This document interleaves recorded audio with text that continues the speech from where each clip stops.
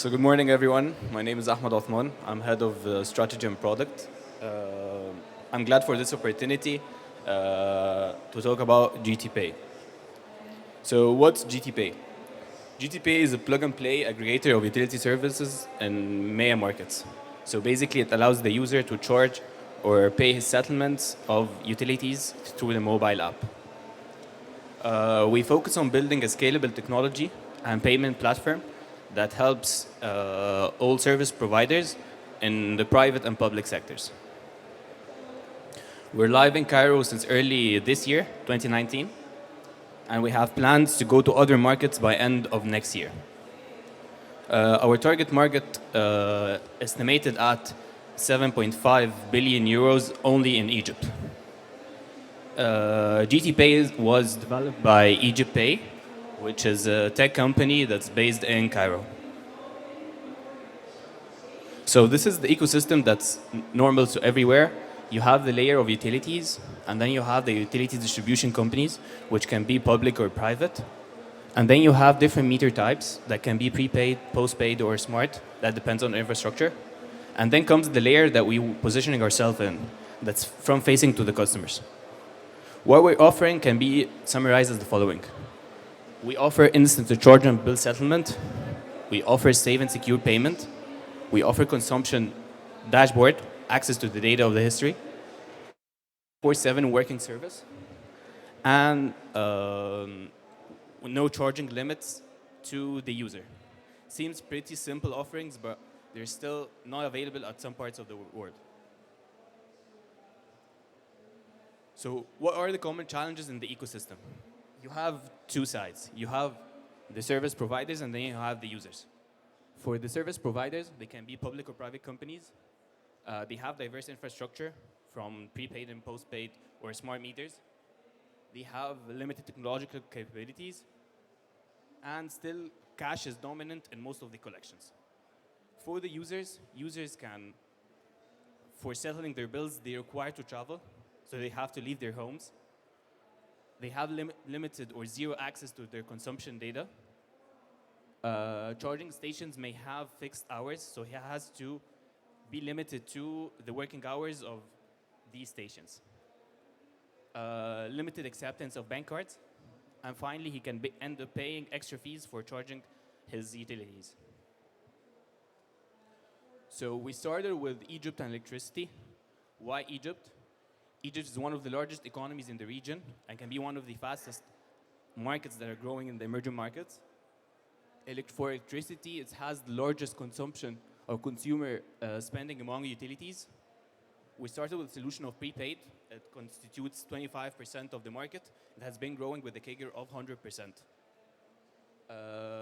For the meter manufacturer, we partnered with the biggest supplier of prepaid meters, who has a 75% market share.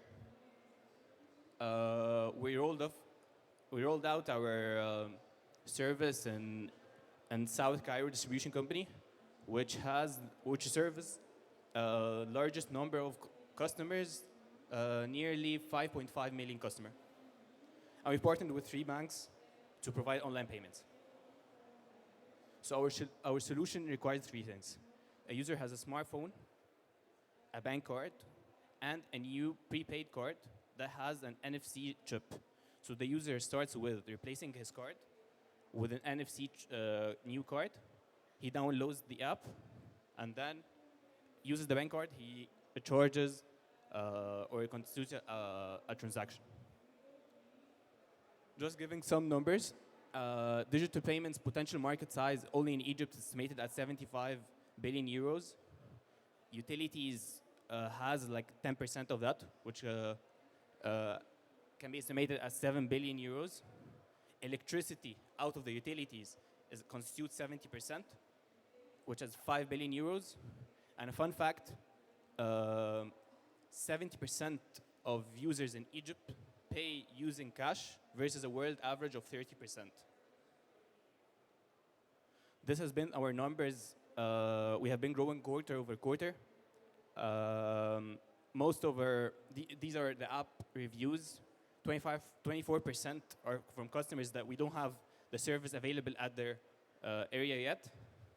and we have like 70% retention in our users. These are our numbers so far. Over 20,000 downloads, and we had 84 billion. We had 84,000 euros in transactions.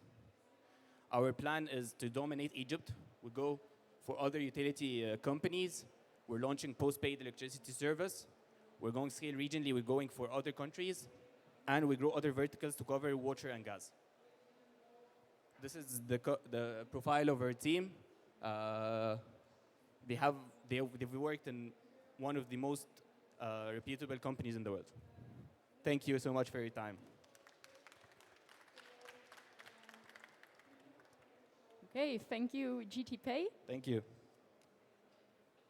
The next one up is Amélie and Sun Oyster Systems. So pitch away. Your 5 minutes is here. Here is the clicker. And it's click here or here? This one? This one, okay. Yes.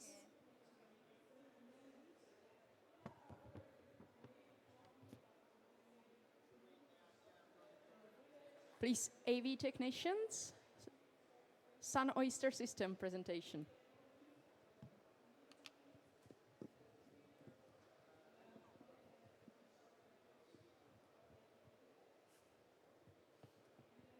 And please fix the timer for Amélie. Okay, I start. So my name is Amélie. I'm working for Sun Oyster System. Germany, Sun Oyster System is a Hamburg-based startup, and we developed concentrating solar technology, which produce power and heat from the same device at the same time with a very high efficiency. Sun Oyster can track the sun the whole day. We combined everything from the best of existing solar technologies, from the CSP, the mirrors, the very cheap mirrors, and the receiver, from CPV, the biaxial tracking, and the concentrator cells, and last but not least, from PV, the modular and flexible system, which allows us to build our system on rooftops. A USP of the Sun Oyster is that the mirrors closes automatically into a safe and secure position called the oystering mode in case of stormy weather. Hence the name, like an oyster closes its shell. The Sun Oyster can generate a very high temperature of up to 170 degrees. This allowed to have a comprehensive range of heat application from sanitary warm water and room heating. And with a chiller, we can turn easy the heat into cold. So we have for air conditioning, for example, but also for industrial processes like desalination or preheating of power plants is a Sun Oyster very suitable. And of course, we can check, the customer can check via online monitoring the output of the Sun Oyster. And so it's a part of smart building. This is the heart of the receiver. I bring a little piece, and we have there a little exhibition. You are invited to come and have a look on our receiver, which produce at the same time electricity and heat with a very high efficiency of up to 75% of the direct radiation, which is very high. In serial production, the Sun Oyster shall generate 5 kilowatt electric and 7.5 kilowatt thermal power. This is one of the cell assemblies in which we built in concentrator cells from space technology with a very high efficiency, up to 44%. And as we are very competitive to conventional solar energies, we have a few advantages on top. In addition, the first and very important advantage is that the sun also can generate twice as much energy as the best photovoltaics. This is very important because the limited space, even in cities like Paris, is there. The next advantage is, as we can turn the heat into cold very easy, we can offer small packages for a specific client and customers. And of course, a third advantage is the expected very good design and sophisticated design. This is very important also for private clients, an outstanding and appealing design. This is the end, and this is a sun oyster on a rooftop on a school in China, and there it supplies the children with hot water for drinking tea.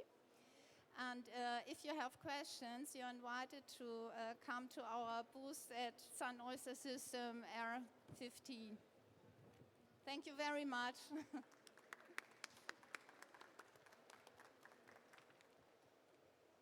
Thank you very much. Now we would like to invite Avrio Energy from Poland. Yes, please.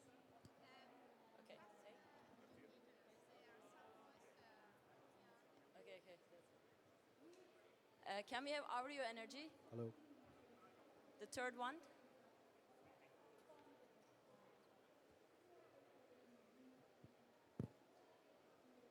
Ready? Okay. So we can start the timer. Just a second.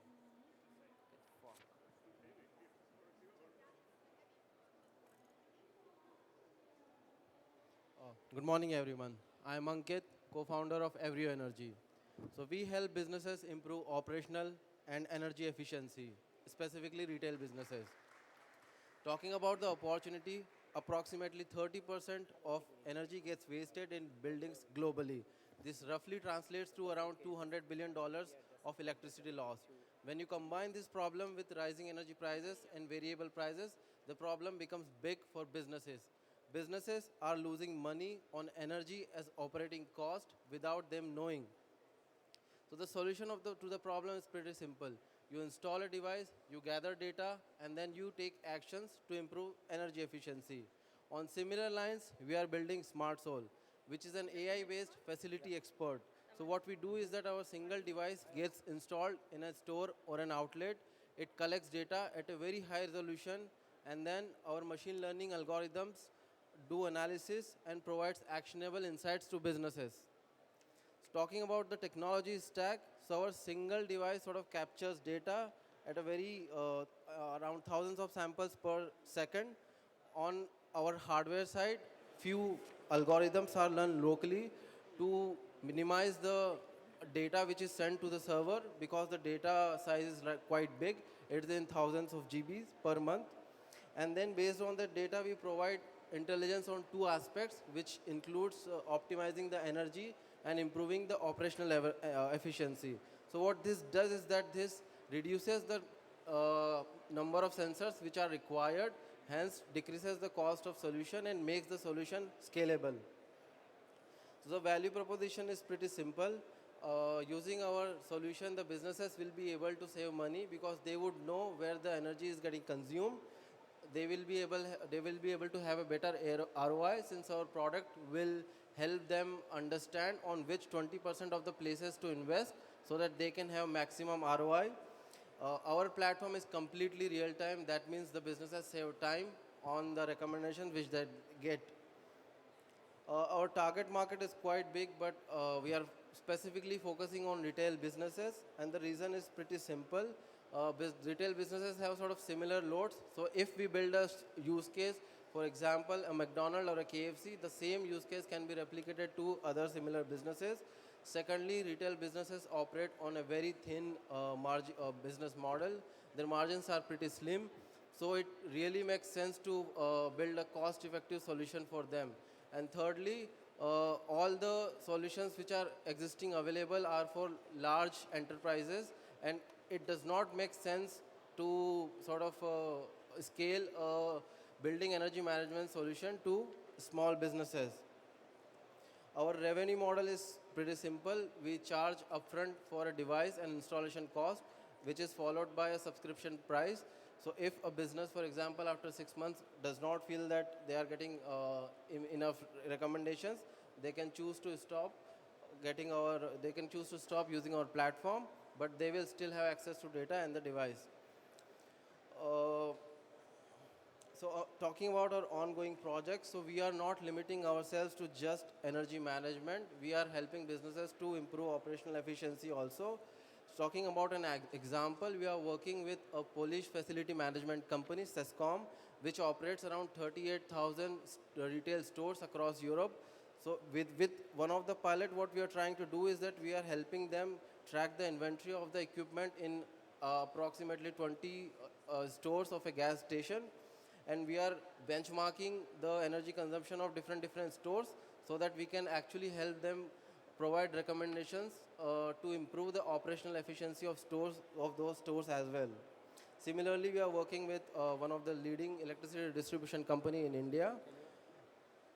Our existing investors include Schneider Electric, Artisan Ventures, which is a VC firm based out of Australia, and a Brink, which is a global accelerator. As next steps, we are raising $500,000 of funding for our product development and expanding our operations.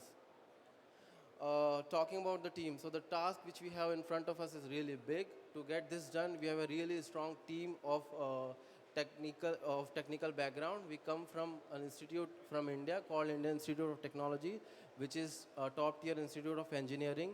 I myself is a serial entrepreneur. My previous startup got acquired for $5 million. Thank you. If you have any questions, you are right there.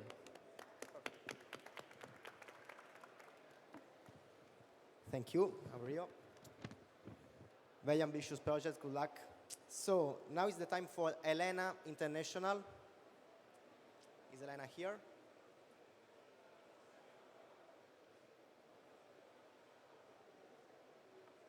Elena International, Elena?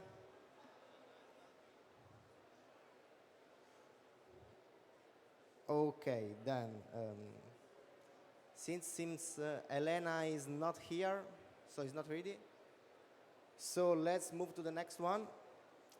It's TechWell R&D Ltd.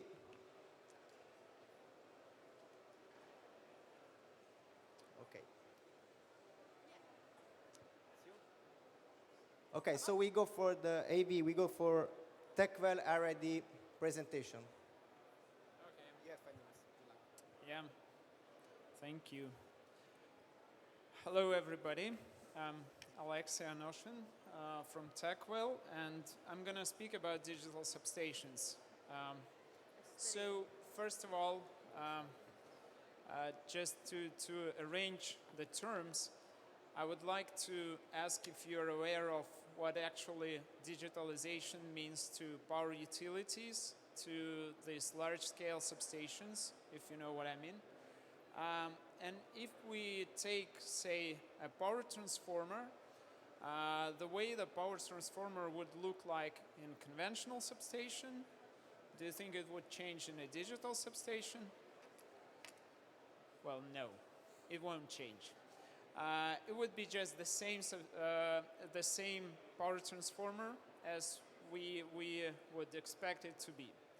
The difference comes to the secondary system. Secondary system in conventional substation is like a bunch of different analog relays that would, like trigger, that would measure current. And when we come to a digital substation, that's where changes are. We now have a data center instead of those relays and panels, and what we actually do not expect is that people in substations who maintain these relays, they know nothing about Ethernet, nothing about industrial computers, servers, local area networks, nothing. So bad news is that secondary system becomes a black box for the engineers who must maintain its operability.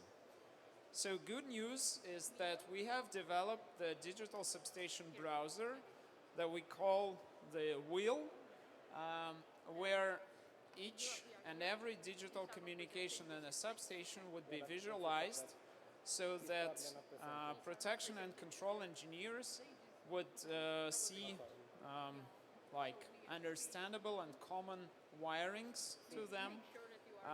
It actually does a bunch of things related to digital communications on the substation, but I won't take too much time to discuss this. If you like, you can visit our stand, which is close there, and we can discuss digital substation there. Thank you.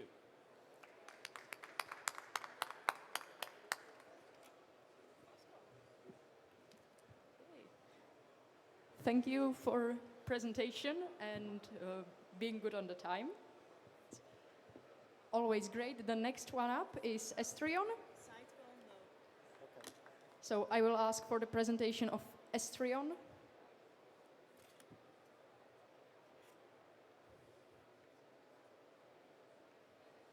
And Christoph here is to present it. Hi. Hi. Hello, nice to meet you. Just let me check. Okay. The next slide is green. Okay, the big one. Time is running. Yeah, hello everyone. My name is Christoph Senz. I'm sales manager for Esterion. We are a young company from Germany. We are at the moment only 4 people, and we developed a machine learning forecast solution. And yeah, at the moment we have roughly 40 customers, and these customers are mainly energy sales companies. So we do forecasts for example, Vattenfall or RWE for their big industry customers. And the new thing is we have forecasting is a very common issue, but we have a machine learning approach in the forecast. So we make better forecasts than the usual systems. And I will try to show you how we do that. And yeah, at the moment we have only customers in Germany, Austria and Switzerland.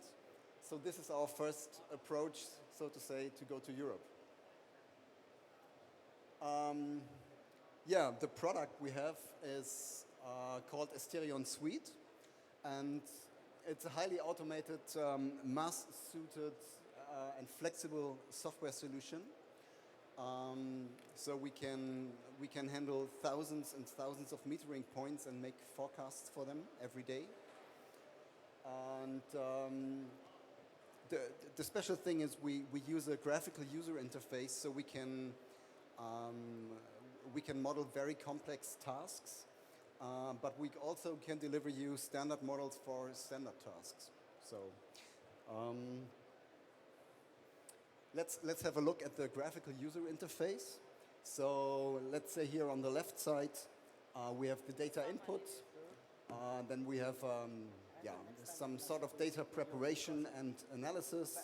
So we can check if the data is all right, are there gaps in the data, are there zero values, minus values, or whatever. And then we go into the different forecasting algorithms, so like the regression, the boosted tree, the auto-selective comparison day method, the artificial neural network. So we do some sort of AI, if you want. I don't like this term, but it's an artificial neural network. And yeah, we do also auto-regression. So, and then we have the machine learning part. There is the decider, which chooses, based on the historical data, which algorithm delivers the lowest error. And for the next forecasting run, we simply recognize which one was the best. And normally you do a training with your data once a week. And once a week we find, based on the latest data, what is the best forecasting algorithm. And by doing that, we simply achieve much better forecasting results, which makes a big difference and a lot of money for the energy sales companies. Okay, of course, we give the data back. So this is how a model looks like. In reality, of course, you don't see these models anymore because it's running completely automated for thousands of different forecasts. Yeah, basically, all these things I already said. If you want to have a look at our software, visit us at, just have to check, it's pod R50P8. And yeah, get a look at our software. It would be nice to meet you there. Thanks.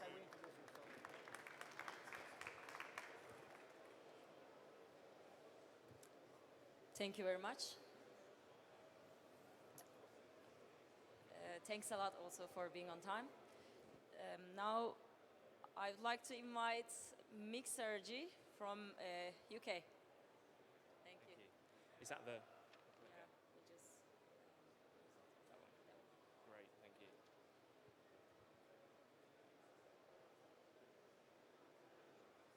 Oh. Mixergy, please. Okay. Okay. Good morning.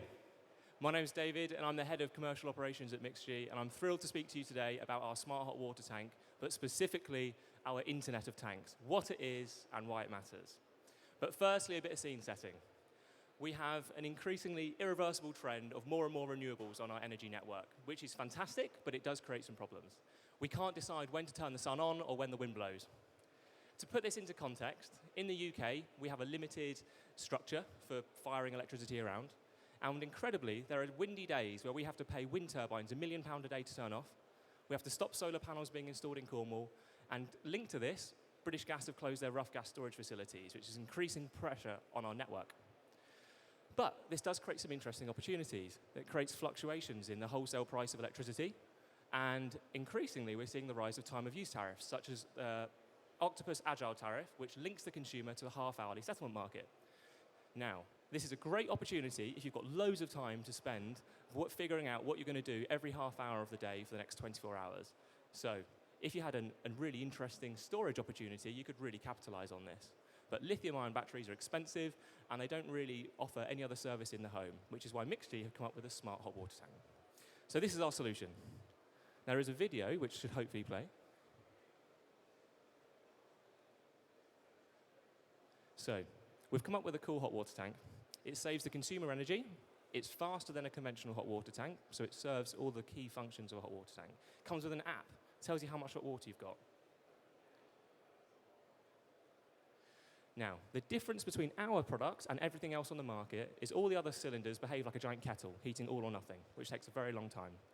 Our product charges like a battery, volumetrically, from the top down, from 1 down to 100%, which means we can choose exactly how much we want and when we want it. And because we know the state of charge, we know exactly what available capacity there is left within the cylinder for taking extra energy. We can use less water to deliver hot water, and by that we get 30% more, and we do that by preventing mixing of hot and cold. And it can function with various different energy sources throughout its working life, but I'll come back to that later. We connect all of our tanks together on the cloud and operate them as a giant virtual battery, which means we're able to absorb excess power when it's available from the grid. And that's where our Internet of Tanks theory comes from, and we'll talk about that now. So the graph I showed you earlier, our energy network was red, it was strained. But with our giant virtual battery, we're able to absorb that excess power that's now able to be accepted by our fleet of tanks. How big is the tank market? It's pretty big. In the UK, 500,000 tanks a year are installed. In France, it's over 1 million. And the number of tanks going out into the market is increasing year on year thanks to the rise of heat pumps and also the fact that solar plus storage in water is being encouraged, particularly in the UK through building regulations. So what impact can we have with our cylinders? So, interestingly, in the UK, if only 3% of the existing hot water stock were to be Mixergy smart hot water tanks, we would be able to absorb the single largest excess renewable events that occur on our grid. Just 3%. So we really don't need huge amounts of uptake to be able to transform our low carbon transition. If we were to double that to 6%, we could double the amount of renewable energy that we take on our grid. Is it working? Yes. Mixergy are the only hot water product in the UK to be approved by the National Grid to provide frequency response, and we currently do this through Centric Group's aggregator called Restore. And this is something that we're actively pursuing overseas as well, but yes, it's working, it's real, and it's happening today, which is fantastic. Something I touched on earlier was the hybridization or multiple energy sources that the product can take.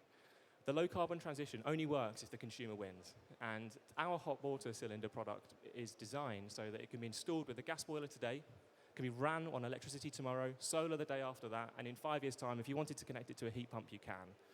And that's really important for us. It's a sustainable product to buy and live with, as well as helping the grid. So what next? We're looking at expanding our Internet of Tanks overseas. We're coming to Europe. Next year, we're launching into France, Germany, and hopefully the US, fingers crossed. And what's our ask today? My ask is for anyone out here, if you're a strategic partner potentially, you're an installer, a utility, have any interest in the space of energy storage, would love to speak to you, and we're going to stand just behind you there in the startup zone. Thank you very much. Okay, thank you, David. Thank you, Mixergy. So, now it's time for Blocktricity to present their pitch. So, you have 5 minutes. Thank you.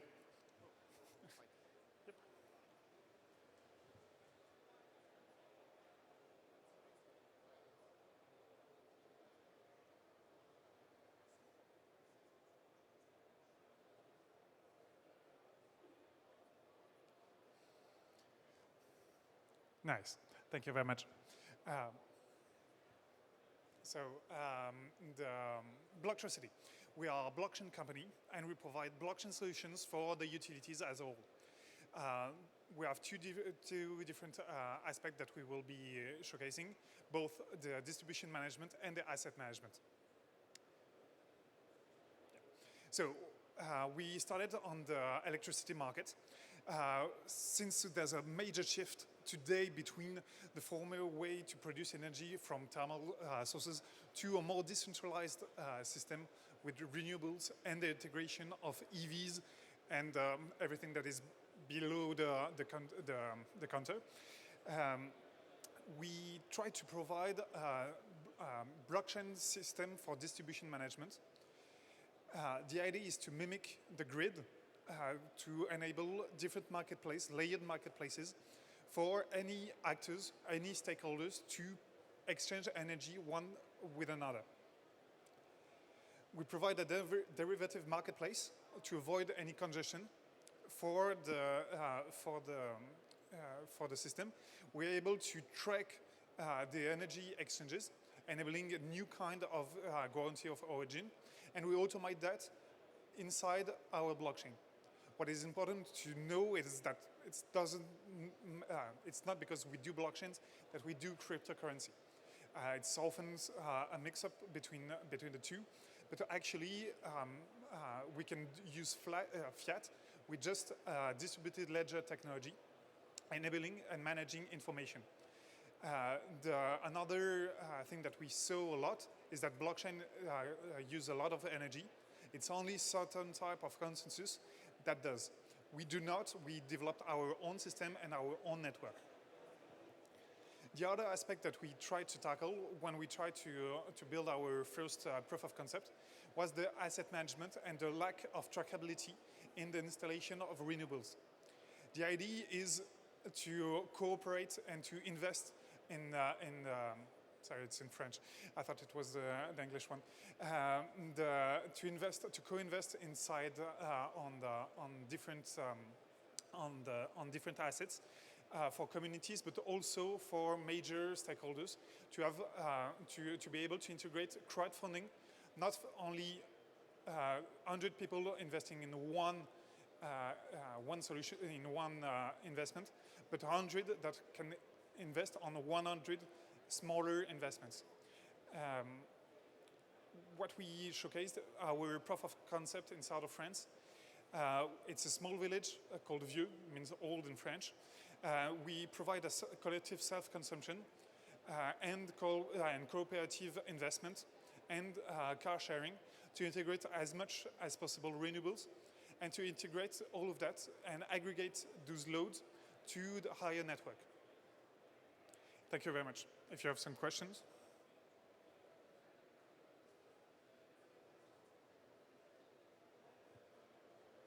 We have time for questions.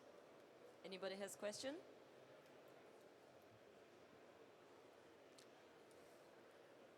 I can go back and forth. Okay.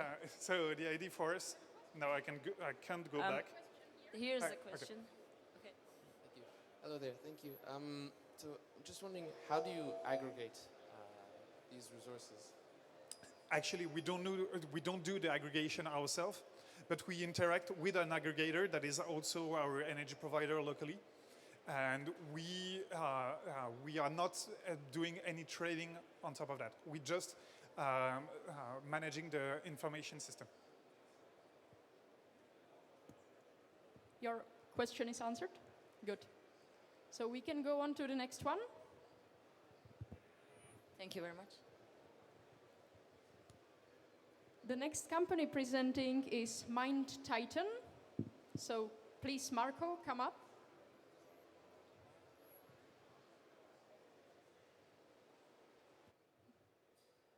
Big green button.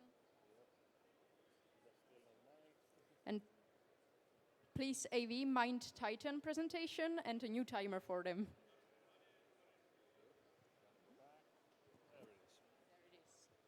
All right, hello, hi, I'm Marco from Mind Titan, when we're building a complete solution for automating customer support. So, what is the bane of all B2C companies, like utilities, for example? If you have a high number of customers, you have a high number of customer contacts, and taking as an example here, a 5 million user company, you can have 1 million monthly contacts, and out of this, even having a 200 plus agents dealing with this inflow, your customers still will have to wait on average 2.4 minutes in line. This, in addition to the fact that you have a 14-month workforce turnover and the training cost associated with it, just leads to a big headache. So solving this problem for different companies, we think we came up with an ideal solution, which is a personalized assistant called Titan CS. And this allows you to consolidate all your knowledge base about customer support in one place, use machine learning to understand your customers, and then it handles all your traffic for chats, calls, and emails. The competition space is populated by strong players, but as you can see from the slide, they have one drawback. They only deal with chats. And while chat research has shown is the preferential channel more and more to come in contact to customer service, it's still also true that it only amounts to 5% of the whole contacts. So chatbots are only solving a partial problem. Our Titan CS product has different components in it. We can check the two main ones here. The first one is the chatbot, which is our bot that deals with all text incoming contacts, maybe emails or chats. And it can achieve up to, north of 60% of automation in the calls. And we are talking about full automation, which means providing consistent support and fully resolving the problem behind the call without a human in the loop. We can also reach a very good feature, which is detecting potential upsell, cross-sell, or win-back opportunities in the calls, and we can call in a representative in the call as needed. And we have found that there is a lot of business value in this kind of context. A second component is a call bot, which uses speech-to-text technology to correctly route and prioritize your calls. And doing so, we lower the abandon rate dramatically from the standard IVR systems. And after this point, we can either forward the call to the correct representative, providing circumstantial information about the call, or we can do the full automation way, and we can simply use text-to-speech technology. If you put them back together, without going into detail of the whole system, we can see that there is one single core behind both bots, and there is one single knowledge base behind the whole system of communication channels, which is your CRM data and your dialogue trees, your solution trees. So to recap, what are our strong points? We can achieve up to 80% full autonomy, so solving the problem behind the issue without human in the loop. On all communication channels, we can detect inbound sales opportunities and prioritize them. We can lower to near zero the abandon rate, and very important, I haven't mentioned before, we can reduce from months to only 1 week the onboarding time for new representatives.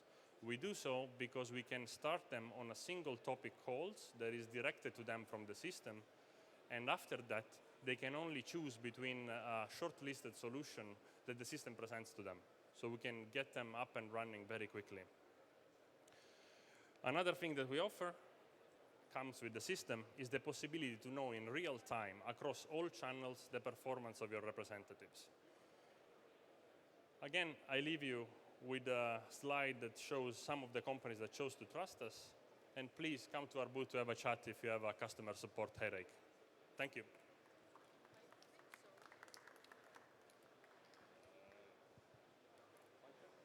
Okay, thank you very much. So now I have a couple of non-confirmed companies, but I'm going to call their names anyway. Elinta Charge. Elinta Charge. All right. The next one, Quantco. Quantco is here. Okay, that's great. Okay, welcome. Quantco is here. Hello, everyone. All right, thank you. This is Ihsanjan from Quantco. Greetings from Istanbul. I'm one of the co-founders and the managing directors here at Quantco. So basically, this presentation is not for programmers or software developers or anyone who is familiar with Python or any other kind of programming language, although you see AI there. Because what we're doing is basically a do-it-yourself kind of AI, especially for decision-making problems and forecasting problems, right? So in today's digitalized and decentralized energy world, data is the new electricity. Everyone call it as it is, right?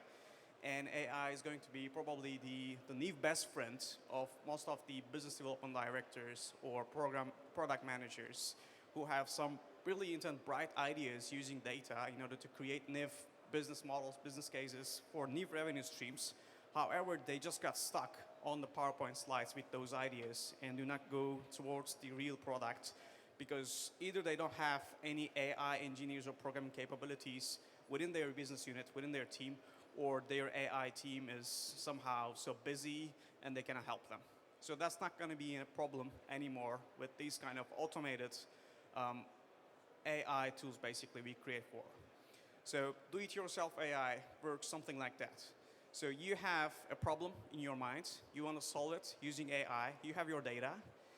Basically, we created a kind of scripting language, which is not like Python, which is not like something you would have as a software engineer, that resembles the very daily language you would use with the words and the grammar type as a product manager. So you wouldn't feel unfamiliarity with this kind of scripting language. You get it, you use it for describing the problem in your head. That's what something we call as machine teaching, so that the machine knows what kind of problem you want to solve, right? And after you feed the data, the fully automated process we designed selects the best fitting model, fine-tunes it, hyperparameter optimization if necessary, and makes it ready for training and non-deployment. That's all. And usually, for our customer case studies, it takes sometimes 4 to 6 hours to create a model for people who are inexperienced in AI engineering and programming as all. So if you want to experience that, please visit our booth on the back end, the company Quantco, and you can build your own first reinforcement learning model today. Thank Thank you very much.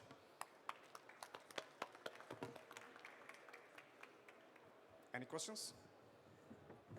All right, thank you. Thank you. Thank you very much.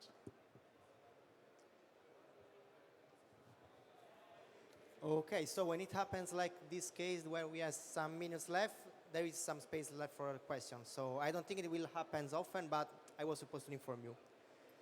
Okay, so let's pass to the next one. Is Octo Acoustics. Is here. Okay, so Octo Acoustic is going to pitch. You have 5 minutes. All right, thank you. Thanks.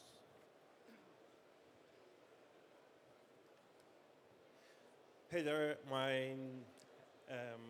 and good afternoon. My name is Golam Sadegnia, and I'm from Octo Acoustics, where we are working with distributed acoustic sensing. Currently, we're working on a solution for the energy sector where we offer insights on substations and transformers. Currently, we're looking at an increasing electricity demand of more than 50% by 2040, and this is equivalent to more than to a consumption more than the EU and the US combined. On top of that, we have an increase of renewables over the next 10 years by about 50%. Adding a retiring workforce with experience going over the experience cliff, and an increasing load and aging infrastructure, we have an increasing strain on the existing electricity grid. So if the new energy mix is the fluctuating production and flexible consumption. With this, we have a complex load patterns on especially transformers, and the challenge here is that most of the transformers on DSO level are not monitored, so nobody knows what's really going on there. So these two guys would have to get into their cars, go out and see for themselves, do their inspections and do measurements. What we offer is, well, currently the way that this is done remotely on TSOs and for some DSOs is that there is a measurements being done on temperature and measurements being done on the gases that dissolve in oils of the transformers. So this is an expensive and often manual procedure that has to be done. What happens usually is that the complex load patterns that lead to an increase in temperature, and this is what's wearing out the transformers and reducing their life cycle. What we offer is a vibration and acoustic method where we can listen to the overloads of the transformer. The thing is, a transformer has a specific hum, an acoustic signature. When that changes, we can detect that. Specifically, we're looking at harmonic distortions, which are being translated from the electricity grid into mechanics, into sound. This is a very much less effort that has to go into detection and also data transmission. Currently, it's been estimated that about $24 billion US dollars are going to be used on substation automation within the EU, with an expected decrease of 25% on maintenance costs. We want to reduce travel time, and we want to reduce scheduled maintenance and move over to understanding and knowing when the overloads and the peaks are occurring on DSO level, so that planning of the electricity distribution can be more proactive, so to say. Currently, we are a very young company. We were founded this year in February, and we've done we're currently doing a proof of concept with Elia Group on the cooling pump systems, and we're going to, right now we're looking for new proof of concepts and pilot projects with other interesting companies in the DSO and TSO segment for transformers as well as cooling. We consist of 3 on the core team with some consultants on the data side, and we have an advisory board with people from the acoustics industry as well as from service industries in the energy sector. Thank you. We're standing right over there at Accelerate, so if you have any interest in transformers and how to monitor them, and specifically for overloads, you're very welcome to come over and say hi. Or write us.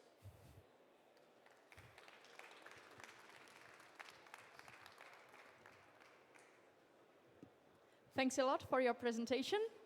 The next one up is Via Science from Accelerate. So the floor is yours. Big green one. Terrific. Hi, my name is Joe Babiak. I'm VIA's Senior Vice President for Strategic Initiatives, and I appreciate the opportunity to tell you a little about the work that we're doing, trying to help energy companies have a much easier, much more cost-effective, much faster way of making their data subject to advanced analysis, like AI, machine learning, techniques like the transformer analysis you just heard about, but while not giving up anything in terms of privacy protection, which is really essential. We're based in Somerville, Massachusetts, just outside of Boston. We have our technical office in Montreal, which allows us to tap into 2 great communities for data science, but also for energy and for clean tech. And the companies and organizations you see at the top of the page are a number of our early paying customers who've applied our technology. The need for what we do stems out of the good innovation in clean tech. This is the world that most of the assets in today's grid were designed for. A world of stable weather, a world of one-way power flows, a world of familiar maintenance problems and capital replacement schedules where things operated in a very predictable fashion. This is the world that most of those assets live in now, a world where the climate is changing, where electric vehicles and mobility create, and things like two-way power flows and dynamic generation, all create stresses on assets like transformers and other equipment that they simply weren't designed for, and it's not well understood. Understanding that is big cost issues and also big issues for maintaining grid reliability. Artificial intelligence, machine learning, other advanced data science techniques are the natural way to try to process the data that energy companies collect to understand those phenomena better. But many companies find they don't have enough signal, interesting events, interesting phenomenon in their own data to sufficiently retrain their own models. The solution should be to cooperate across companies, be able to share interesting use cases, interesting data patterns, to build data sets large enough to produce models that are current and see into the future to not only deal with the experiences the companies have had today, but to learn from other companies before they experience a fault themselves. Privacy, security, competition, all those things get in the way of making that happen, and that's usually where the story ends. This is where VIA comes into the picture. We've developed a 3-part software platform that connects the owners of data to analysts in a way that allows for analysis to proceed without moving the data from where it is. Leave it where it is and control bringing the algorithms to where the data is located, run it there under the constraints set by the owner of data for who gets to see what, when, for how long, what can be done to it, what answers are legitimate, and only then return the answer back to the analyst. Here's a very simple representation of how this works. A company with some transformer data wants that data analyzed. In this case, the analyst has a very simple question. What's the average age of these transformers in the fleet? But that question could be all the way up to and including training an advanced AI or ML model. In this case, the analyst writes some code. The software validates that it's legitimate under the terms set by the owner. That code is sent to the machine that's connected to where the data locates. It can read but not edit that data.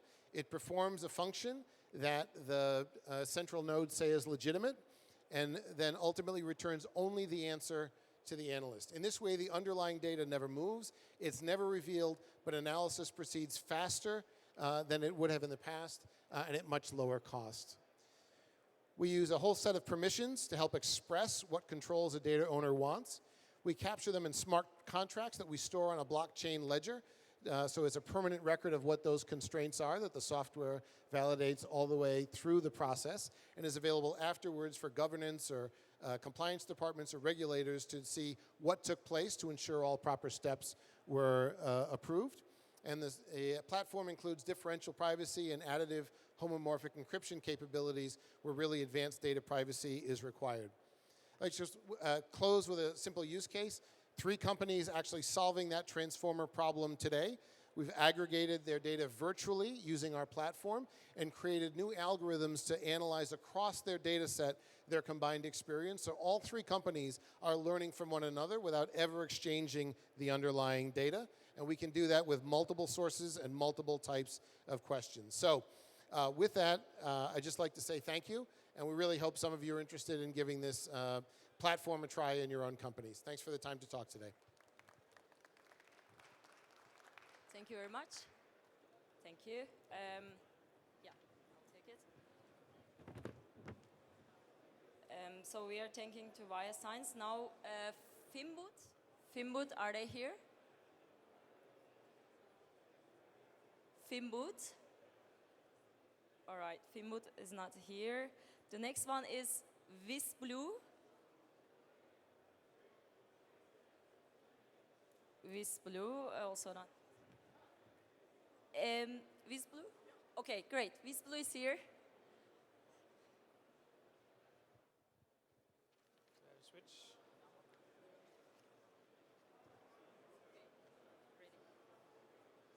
Okay, hello, my name is Søren Bødker, and I'm the CEO and co-founder of Visblue. Visblue is a company who are making batteries based on redox flow technology.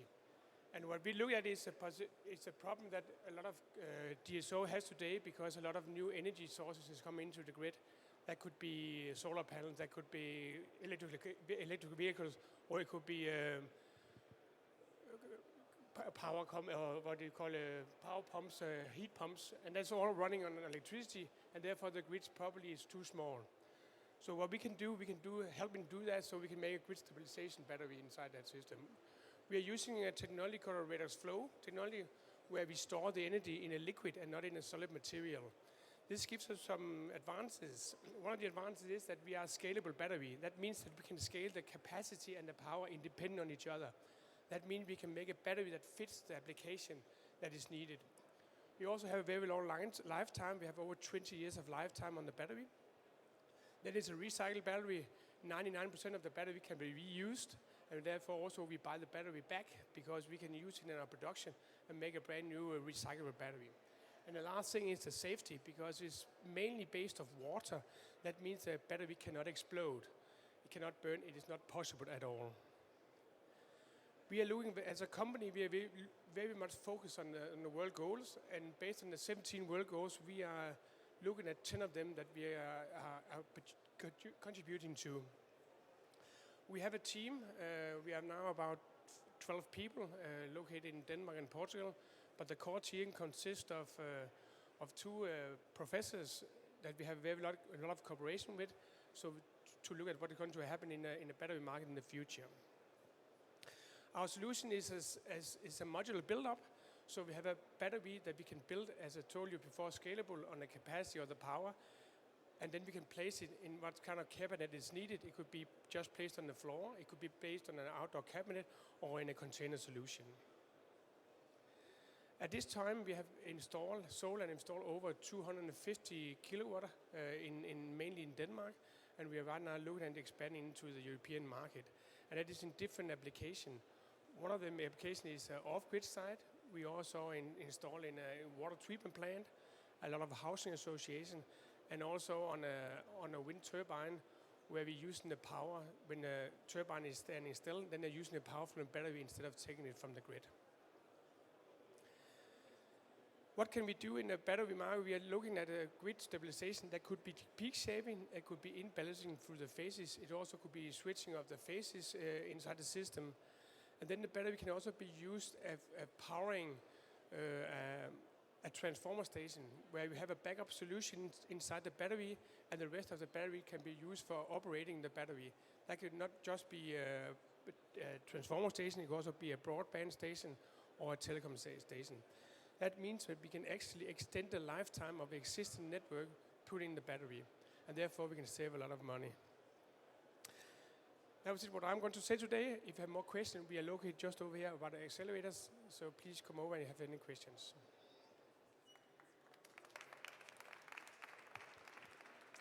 Thank you, Ms. Blue, for your presentation. So now it's time for Anne Court. Here, okay. You have 5 minutes. Thank you.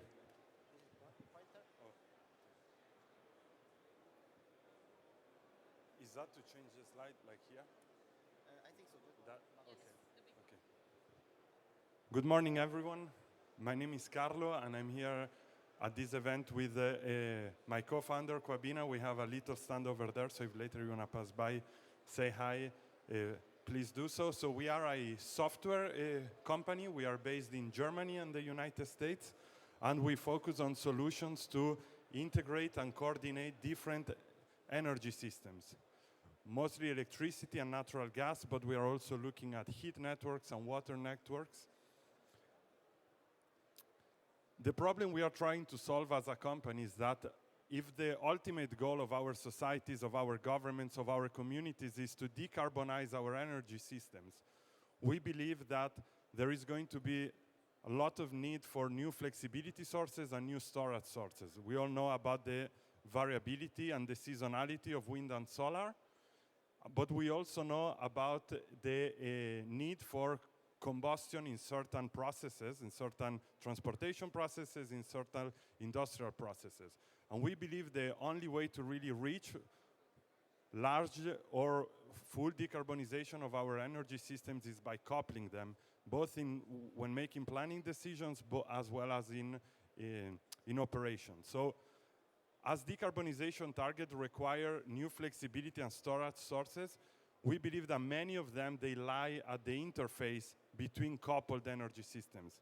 And that need showed us that new software tools are needed to be able to model the coupling, the interface between energy systems. Until now, most software solutions focus on one energy system. There is plenty of software solutions for planning and operating electricity systems, and plenty to model and plan and operate gas systems, for example.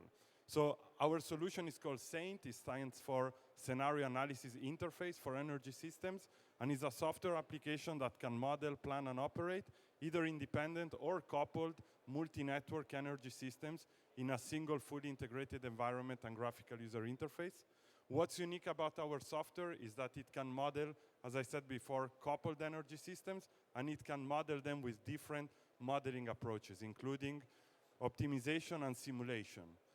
Why is that important? Depending on the question you're trying to answer, if you're looking at planning, you may want to run a long-term optimization, which may not tell you anything about the reliability of the system. For that, you may want to run a steady state or dynamic simulation. So our software allows you to run all these different studies or these different modeling approaches in one software solution, and it allows you to iterate between them to really understand the trade-offs between costs and reliability, because ultimately any design decision is the result of a trade-off between cost and reliability, and it allows you to model systems in a coupled way, which is often needed to really understand the synergies and the potential in coupling different energy systems. Our software can be used by our clients for several different reasons. First, it can be used to reduce planning and operational cost of coupled electricity and natural gas networks. It can be used to increase their efficiency of their systems, increase the flexibility to integrate renewable energy sources by providing flexibility as well as storage in the coupling between systems, and it can therefore be used also to reduce greenhouse gas emissions, but also to enhance security of supply and resiliency. Right now, power systems operators seem to be very interested, for example, in how gas networks work, because they realize when a lot of their generation, a lot of their operational reserves rely on the availability of gas power plants, which at the same time relies on the operation of the natural gas network, Now, when they look at reliability of their systems, they don't only care about the power system, they also care about the gas system. So that leads to our clients and partners. We work with clients mostly in the US, Europe, and in Latin America.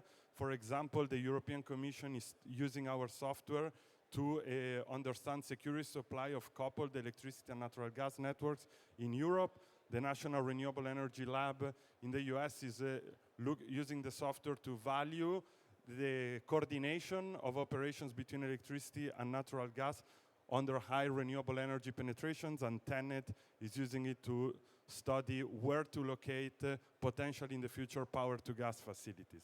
And with that, I'm done. If you're interested, please pass by our booth if you want to know a little bit more about it or just to say hi. Thank you. Thank you very much for the presentation. So the next one up is Allwise, and after that there will be ChargeX presenting. So please, as you can see, we are a little bit ahead of our schedule. So I would ask all the startups and new potential innovators stop by our little moderators table just to let us know that you are here, so we get to know each other and call you up. Maybe even sometimes more than 1 minute before your pitch. And with that, I am handing over to Allwise, who is going to present his pitch. Here is your clicker, big green button. Okay. Well, first of all, thank you to the organizers of Initiate to invite me to do this pitch. I'm going to present to you Allwise. Allwise is a new startup that is trying to improve how the communications infrastructure is being used in the cities, because I guess that all of you don't want this kind of cities full of antennas and things communicating. So that's why we start calling them wise cities. Wise cities are the cities that have a wise infrastructure in the city, that this infrastructure already being used for the metering industry for quite a long time.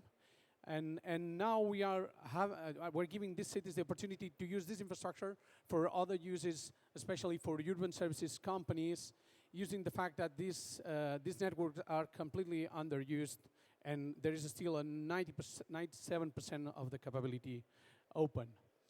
And you may wonder, what is WISE? WISE is a new low-powered wet area technology, similar to Sigfox and LoRa, and this kind of technologies, so low power consumption. It's being used for quite a long time, as I mentioned, for metering, especially because of their low power consumption that emitters can reach the 20 years. It's also long distance, more than 20 kilometers. In cities, we are reaching 4, 5 kilometers of radium. And it's also very robust, that it's being implanted, especially in France and in Spain, in more than 14 million houses, in meters of houses. Has some other interesting capabilities like over-the-air updates and so on, security. But I think that what makes this protocol different is the capability to reach deep indoor areas thanks to the frequency of 169 megahertz that it's using for the communication. And as I mentioned, it's not a new protocol, but what we are making new in Allwise is enabling the cities that have this infrastructure to use it for a new urban services. With this network, we can make these cities more efficient in terms that they don't need that much infrastructure to connect devices, so reusing this infrastructure. And we are also trying to create a smart and very efficient and useful urban services with this technology. What we do is provide an end-to-end solutions. Why? Because talking with our first customers, we realized that they don't want to bother about the whole IoT chain that you may need for these solutions. So they don't want to bother about the network, they don't want to bother about the backend, they want something that work perfectly. And that's why we're providing the whole solution.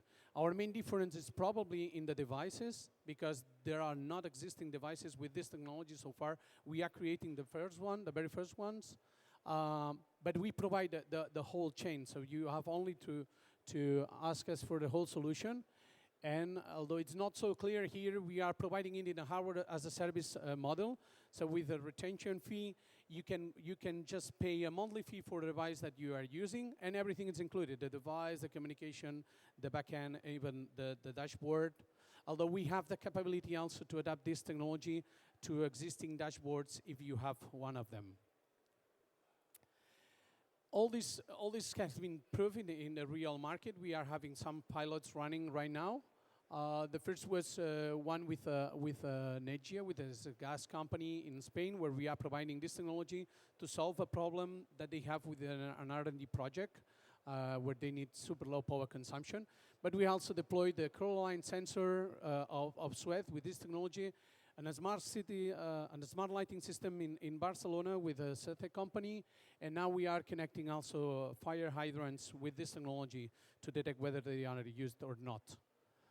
All these solutions, the ones we already have, are all included in a marketplace you can find in our cities that is actually open to other parties that have solutions with this protocol, because we think that it's important to gather, in the same way that we want to reuse the network for other uses, it's important that the urban services companies can find in a single place, in a single marketplace, all the solutions using this technology that will make their infrastructure more efficient. We are focusing mostly in the cities that has a WISE network right now, which is they are mostly in France, Spain and Portugal, and thirdly in Italy. And this represents a 75 million market in smart cities connectivity only. So I'm just focusing in the market, the IoT in the cities. In France, we have this plan of deployment, cover cities, thanks to the deployment that they have, the GRDF have right now in France. This is my amazing team of experts and IoT and utilities and smart cities that is making this possible. And if there is some investor in the room, we have an open round where there are still 200 keys open to invest in the next seed round we are doing, especially to grow in Spain and France. Thank you.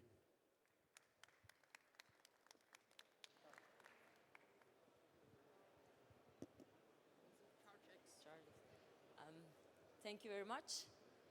Now it's time for ChargeX. Here you press. Thanks a lot.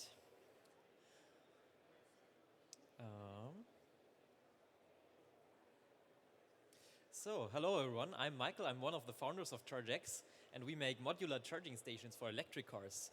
I think you have all heard the media news over the last years. Even the European car manufacturers now understood that the future is fully electric, and we are growing rapidly into an electric future. And we all know, or everyone who has ever driven an electric car knows how empowering it is to be fully sustainable on the road. But there is a big catch in e-mobility, which is the charging infrastructure. And today, what you see from our governments and in the media, it's always the same. We are currently trying to do the charging infrastructure the same way as we did for petrol fuel cars, which means we install a lot of fast charger and sell cars that have a very long range. But there's a big problem with this, because the current rollout of charging infrastructure does not reflect the reality of us people. Because in the future, where will all of us charge our cars? We will charge our cars where they are actually standing around the whole day, which is at home or at work. Because why should you drive to a fueling station if you have your whole day at work to charge your car? And for those use cases, there is currently no good charging station in the market that can ensure a large-scale rollout of charging infrastructure. So we decided to make one. And in those cases, if you think about your underground garage at home or at work, the charging time is way lower than you're actually standing around. Charging an electric car at home takes like an hour, roundabout. But today's charging stations, as you see here, are very expensive and very complicated to install. So every charging station has to be installed to the electrical grid by a certified electrician, and they are very expensive because of that. And this is one of the biggest barriers of e-mobility. So basically you have the electrician who takes a lot of money, is very hard to get. So we call him the final boss of e-mobility. We have to get him out of the equation basically to roll out large-scale infrastructure. So basically, we developed a charging station we call it Aqueduct. It's a modular approach to EV charging. It starts with a start module. It's installed to the grid, and it's your first charge point. Someone can charge there. And the catch now is if a second one needs a charging station, you can just plug and play, install the second charging station to the first one, the third charging station to the second one, and so on. And in order for it to work, we then have a load management system in place that decides which car charges at which time to ensure that the grid will never be overloaded. And with this, we can build up large-scale charging infrastructure to a very compatible price. So basically, because we can save a lot of components by bundling them in the first module, we can reduce the hardware costs, and we made a plug-and-play system. So the whole system is plug-and-play, like a Lego, for example. So it's also very easy to install. And in total, this is one of our partners who is with us at the stand. They made a calculation for us that it gets 50% cheaper in hardware and installation to today's charging stations. And also the IoT costs get reduced a lot to about 75% because only one module has to be connected to the cloud. So in order for it to work, we also do the software load management. And of course, we are a purely use case focused charging station. So our charging station will be installed or can be installed where cars stand for a longer period of time, at home or at work or in a park and ride parking lot. And for those use cases, we also offer a basic user interface. We call it a charging assistant. We will roll it out in this year. So you can basically tell your charging station, hey, today I need 50 kilometers extra range because I have a special appointment. So we want to make sure that you will never realize that you're actually in a load management system. So this is us. We are currently a team of 13 people from Munich, Germany, with a nice team of advisors so far from our first seed round of strategic business angels. And we're currently looking for a seed plus round to grow rapidly in this fast-growing market of e-mobility. We are currently looking for a round of 1.5 million euros. So if you're an investor or just a partner who wants to try out our station, we are located over there at stand R50I5. So come and visit. I also have a station with me. And yeah, thanks for your attention. And just to give you our mission, we want to charge the cars as fast as necessary because, so go back, not as fast as possible, because we want the infrastructure of the future to be as affordable as possible. So we can actually, because there's this chicken and egg problem, what has to come first, the stations or the infrastructure or the cars? And we think the infrastructure has to come first, so everyone can switch to sustainable mobility very easily. Thanks a lot. Okay, thank you very much for your presentation. Stay on the floor because they tell me that we are having some time if there are any questions for Michael. In e-mobility topic, any questions? Yes, please. The distance between the two stations, how far can it be for them to be plug and play? So we are having this very big benefit of being in the European Union. So every parking lot is standardized to 2.5 meters width. But it can exceed up to 10 meters. So the longest cable we have tried so far was 12 meters. So that's the biggest difference we have tried so far, and it worked. I have a question. What is the capacity, like kilowatt? We are charging at 22 kilowatts. 22. So you're completely future-proof if the cars improve over time. Charging time? Charging time for a Renault Zoe, for example, is 1 hour. Oh, that's great. Okay. Any other questions? Looks like not. Okay, thank you, Michael, again. So we can go ahead. Next one is Unimi. You have the floor. Thank you very much.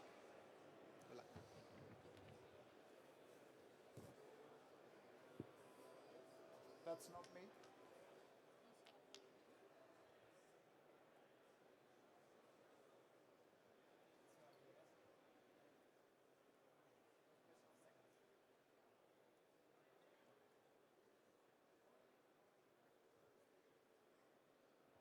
So, a universal foundation for EV chargers. Why is that so important? Why is it something we should worry about? It's hidden in the ground, hardly visible for anyone to see.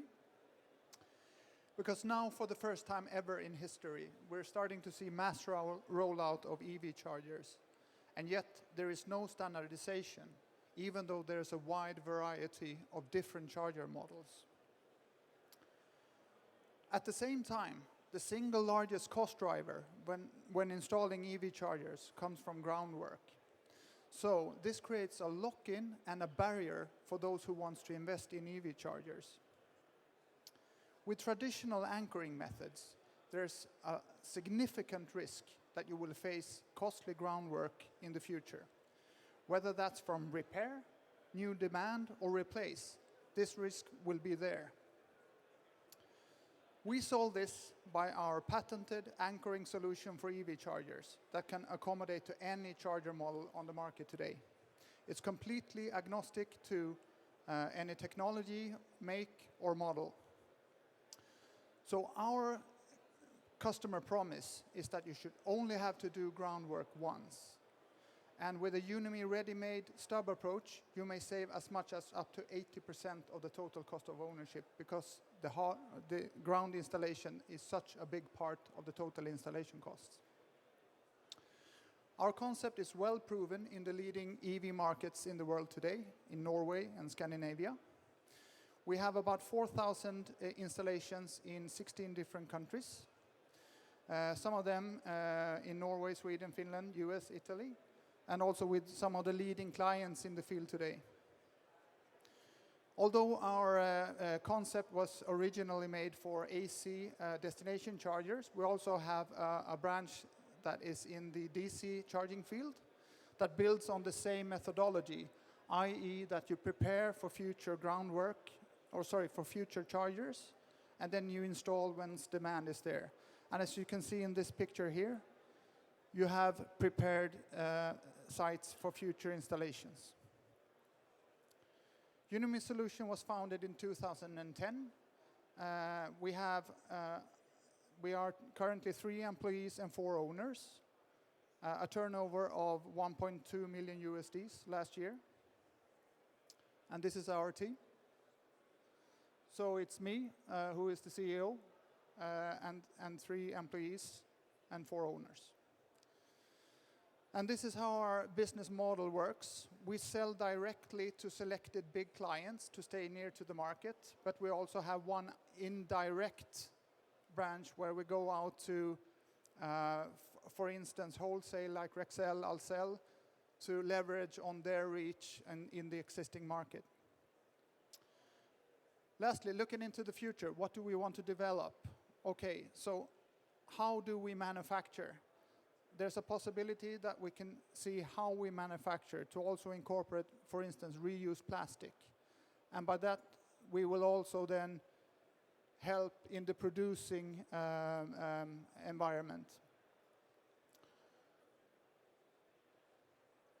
So yeah, I think that's basically it about Unimi Solutions. And if you're interested and want to see what possibilities there are, please come and visit me. I will be here and in my booth over there. Thank you.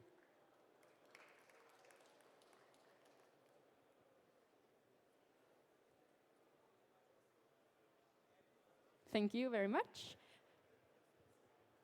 We also had 1 more minute, so maybe 1 question from the audience, if anyone has one. Your presentation was so well-rounded that there are no questions. Thank you. The next one up, is Midomet. So the floor is yours.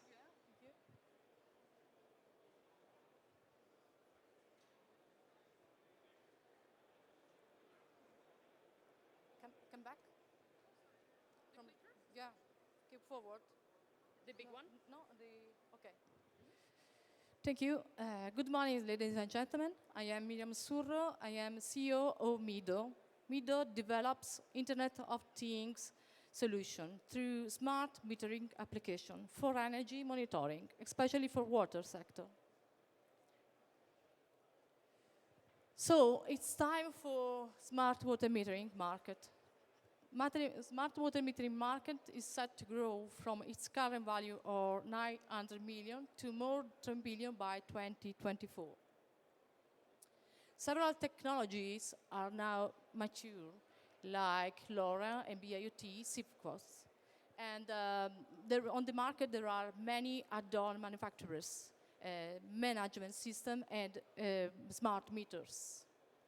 What is the problem? The utility company will have to face a revolution that will see them in the next few years investing large amount to renew the network. But the proposed solutions are so heterogeneous. Each brand proposes his own solution that does not integrate the other solution. This happens because often who produce smart meters don't provide for smart management system. And if they do so, it's a closed system that does not integrate meters or devices from other brands. Sometimes who produce MBOT device do not provide with the data SIM that must be used for the connectivity. So in summary, there is a risk that in few years the utility company will have a lot of system non-interoperable, and that these did not solve the problem of having a smart water network. The solution, Midomet. Midomet is a smart metering system based on electronic devices and services in cloud computing for energy water monitoring and, in urban and extra-urban areas.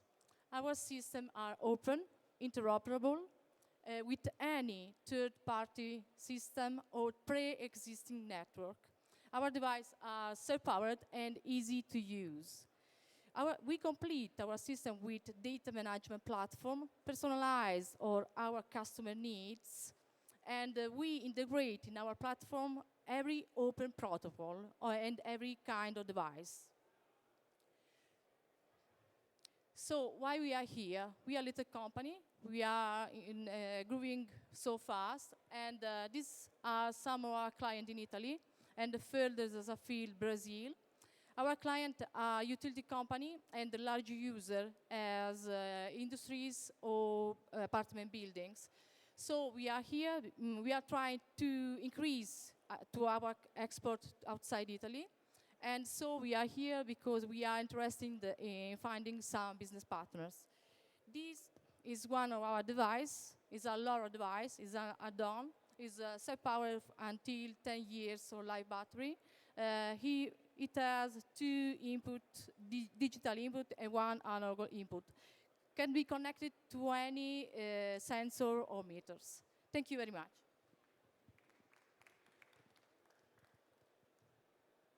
Thank you very much. We have a little bit of time for questions. Anybody has a question about water systems? Yes, please. Thank you very much for the interesting. My question, you said the system is monitoring only, so it doesn't interfere with the controlling. That means you can change some parameters. Yeah, for sure. All our device and our system is bi-directional, so we can collect data from the fields, but we give command to our device on field. We can change sampling frequency, sending frequency, the alert parameters like too low or too high consumption. So because every device, we elaborate data on cloud, but every device has edge computing too, so itself can advise if something goes wrong. Okay, I have a question to you, Midomet. We are in European utility market, and I'm guessing you're trying to expand in Europe. Yeah, for sure. Yeah, and a little bit worldwide maybe. So in metering systems, I think the most important thing is calibration. Yeah. And each country has a calibration, like a law, regulation, whatsoever. So how do you want to cope with that? I think that's a big barrier for you. Yeah, yes, this is a very important part. Our devices we are hardware producer too, and inside there are modules. So depend if we go in Brazil like the last month, we know before to go there which kind of regulation there is on radio frequency and so on. So we put inside different modem because it's just a different module that put inside. It's a very modular system, so we plug in and plug out what we need. Thank you. Thank you very much. Okay, thank you. Thank you so much. So the next presentation is Fuse Ring. Here he is with the product as well, with the ring in his hands.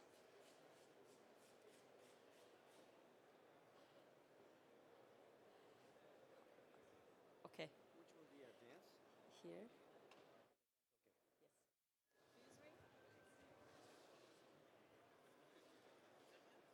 Good afternoon. Thank you for the opportunity. The world is facing a global shortage of qualified welders. The good ones are retiring, and the new kids are not coming on and becoming welders. In the nuclear industry, anybody from EDF, Framatome, or nuclear generation? Okay, in nuclear, we test 100 welders. Maybe one, maybe two, maybe three qualify as good welders for the nuclear.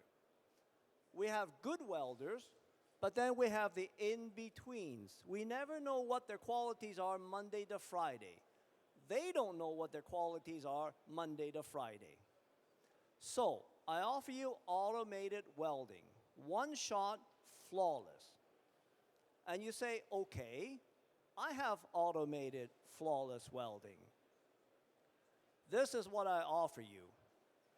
The host material on the far left, the heat affected zone, and then the fusion area. For people who know welding, they know right in the middle. This part here has never been done before. The Russians, the Chinese, the Koreans don't have it. This is the best in the world. I invite you to look at the samples at Fuse Ring. This is some of the best in the world. K-TIG, plasma, the host material, and the heat affected zone and the fusion area. The crystalline structures goes from fine to very coarse. There's a big difference. The bottom right is a nuclear feeder tube off a nuclear power plant. The black part is where they're scared the most, right here. That's where filler material touches the host material. You know that. And that's where the weaknesses are. And if you look at the Fuse Ring product, we have none. We have no weakness. And at the top right is our crystalline structure. That is the most flawless, the best weld in the world right now. And you say, okay, aren't all welds like this? And you say, but you still got a bump in the inside. I can't have that. Pipeline, I cannot have a bump on the inside. I need it flat. We can make it flat.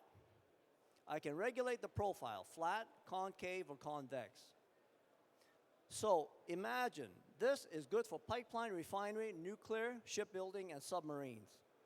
A pipeline, imagine, from Siberia to China in less than 2 years, and it's perfect. We can do that. Also, if you have critical sour pipelines in Kazakhstan with no hydrogen embrittlement, I think you know that. We could have saved them millions and millions. The lost revenue was in the hundreds of millions in Kazakhstan because of hydrogen embrittlement. So, and also we can have the quality monitored and documented in real time. So I say, big deal. What's in it for me? Money. Multiple revenue streams, income is global, with a deep moat for investment protection. For this small investment, the returns are outsized. Pipeline refinery, we can make it licensed, rental per use. Nuclear and the nuclear submarines, they're not that many. So we can make it, they demand perfection every time. And we give them perfection every time. But we charge for that. Shipbuilding depends. If it's a frigate for the military or a cruise liner for the holiday people, we can go license, rental per use, or volume. And then factories, they are low margin, high volume. Too hard to keep track, so we just go flat rate license. Much more to do, much more to discuss to this science. It is new science. I welcome you to check out the samples at the booth. Thank you. Thank you, sir. The point of view. So you're probably going to be the new Lord of the Rings in the world. Thank you, sir. So now it's supposed to be a time for green lightings, even though I think they are not here. So last call for green lightings. Okay, so we can pass to the next. That is NCOPE, that is ready here. You know, you have 5 minutes. This is the forward. But forward, backward. No. This is forward. Hi guys. Good afternoon to all of you, and thank you for being here. I am Suryaveer. I'm from NCOPE Consulting, and I'm going to present my company in a bit. Hi, I'm Surya from NCOPE Consulting. So we have a huge problem when it comes to emissions. We are looking at carbon, we are looking at reduction, but no one's really looking at the old buildings, right? So what we plan to do is we plan to integrate this consulting with energy efficiency and how you can save money long term.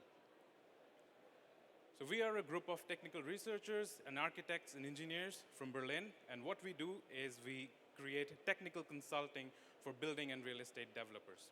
We try to identify potential for energy savings and cost savings, more importantly. And that's not just at the beginning phase. What we look at is the life cycle of the building. We see how a building from its construction to its demolition can save energy and cost for you. So our major value lies in the research-based technology. We back our solutions with comprehensive simulations and comprehensive research done in the background for it. We have 4 basic services: massing and architectural feasibility, energy performance, parametric optimization, and certification and compliance. So if you know anything about architecture, you know that the way you place your building creates the most impact on how much energy you're going to consume, how much amount of light enters your building, how much heating you're going to waste, how much sunlight you're taking in. So we come at the very early stage, we give you with the right optimization potential and how your building needs to be sited at the site, because that decides 80% of how your building is going to react to natural elements. Energy and building performance. What we do is something known as a whole building simulation. So that takes into account operation profiles, how many people are going to be occupying this space, the amount of equipment, this floor division, the envelope. And after that, we generate an annual profile of your building usage, how much energy that you have spent, how much energy you can consume, and what are the weak spots in your building. Parametric optimization is something which we are very proud of. This is something we have developed over a long time in our company. We use C# and Python along with this Rhino and Grasshopper to create multivariate optimization tool for buildings. You can plug in your site, and we will give you options for your building massing. We will give you the best possible massing options for different parameters. Let's say you want to have a building which has natural light. We optimize for natural light. If you want to have a building which has low heat consumption, we optimize for that. So we do a multivariate optimization of the massing from the very beginning. But we also do this for retrofit buildings, where you cannot control this massing and the orientation. We look into the envelope. What thickness of the insulation fits you the best? How can you achieve this U value of the wall from different materials? The last and not the least is certification and compliance. We look into 3 major certification, that is DGNB in Germany, LEED all around the world, and NF, which is also for Germany. Even if you don't want to get any of these certification, we make sure that your buildings are compliant. So at one stage that you do want to get these certifications, you can get it easily. And last but not the least, we are a very international team based in Berlin, and we have around 30 years of experience of all of us combined in both engineering and architecture. And at heart, we are all Berliners. Thank you so much.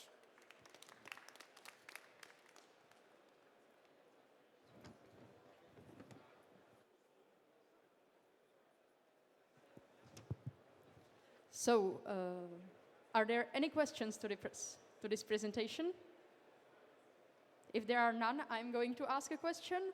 What are the main advantages of using your services? Okay, that's a good question. One of the main advantages of using our services is that we come at a very early stage. So we are for the clients. We are not trying to sell you our services. What we are trying to do is we are trying to identify the maximum potential for your site in terms of cost savings, in terms of lifecycle operations, and also in terms of material. So not only do you save money with us, you also understand your long-term impact on this planet. And this integration between different fields in design and architecture and construction, that's our innovation. That's where we come in, and that is what Encope Consulting does. Thank you. Thank you. And there is one more. My question is, we know that Steinman manufacturers' factories are very responsible and very affecting to the climate change. So are you also taking care of these? So for the materials that are you getting that should be produced such a way to be as more sustainable as possible, or is not part of your scope? It is. What we do is we suggest our clients on the best building materials that they can choose from.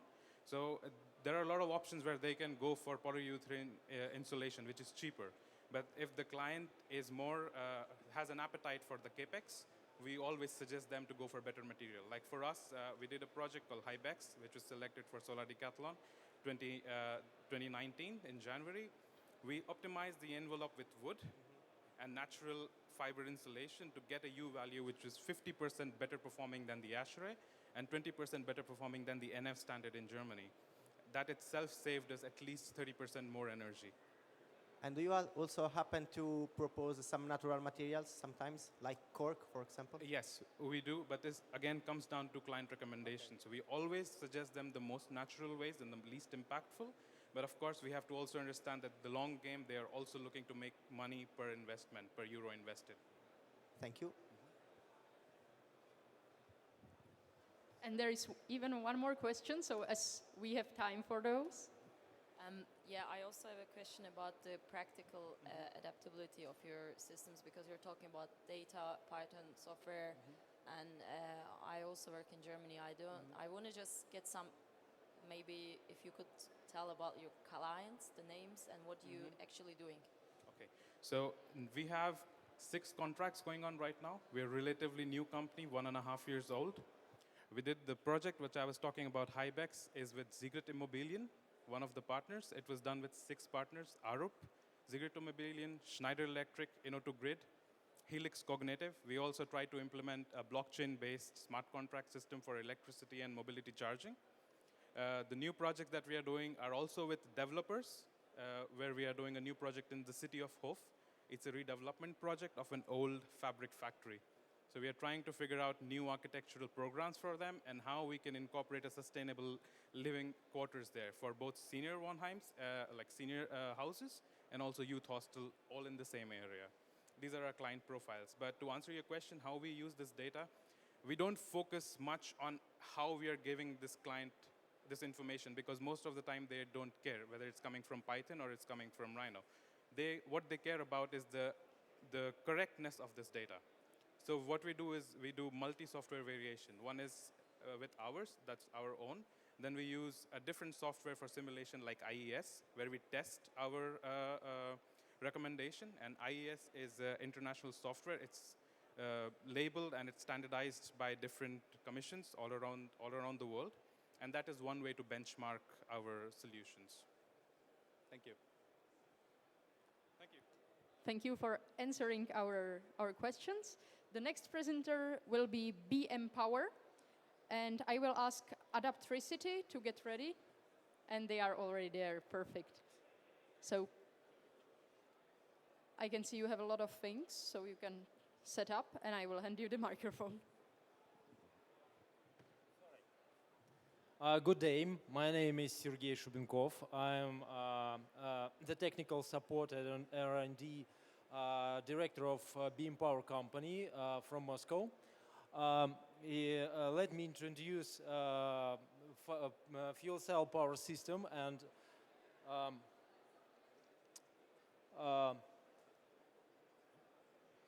how it works. I'm sorry.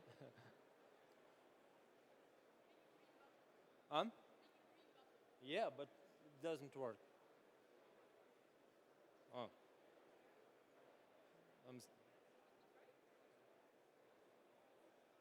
Oh.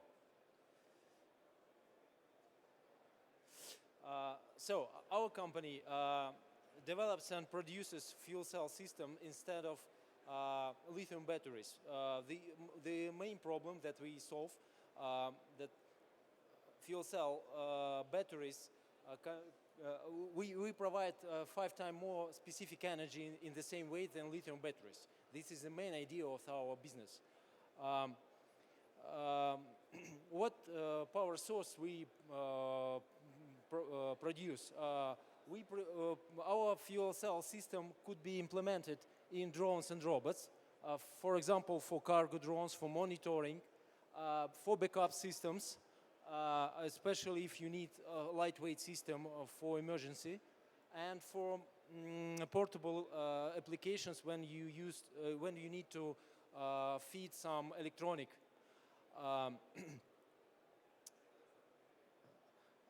What competitive advantages of our system?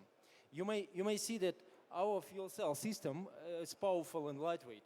This is the main advantage. We provide up to 1 kilowatt per kilogram specific power in our fuel cells. So drones and robots may fly and ride 3-5 times more, because in the same weight you may have much more energy than lithium battery. But in addition, we provide deep minus zero operation conditions. We provide plug and play system, so you need just an hour to implement our fuel cell system in your drone, for example. We provide a special refilling device for refilling fuel cell system, so it's very convenient to use. We consider 3 markets for our fuel cell systems. As I said, drones of small power, up to 5 kilowatt of power consumption. Emergency energy applications up to 50 kilowatt power consumption, and portable energy from approximately 100 watts.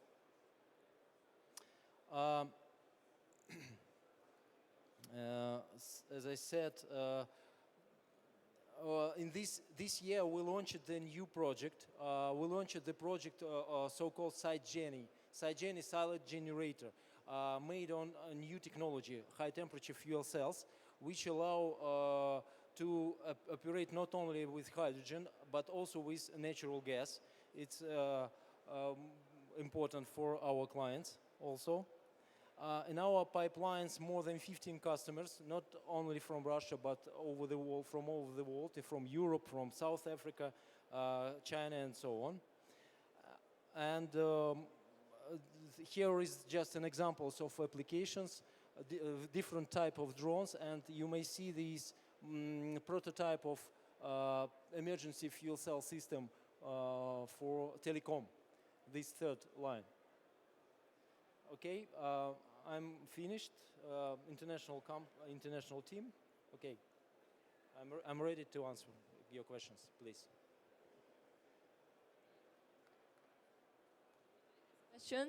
Questions? Is there questions about fuel cell technology? I don't see. Next one.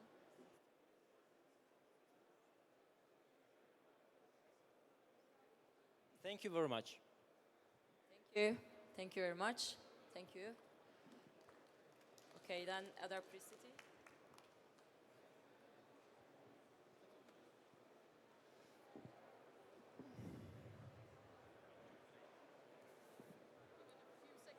Okay.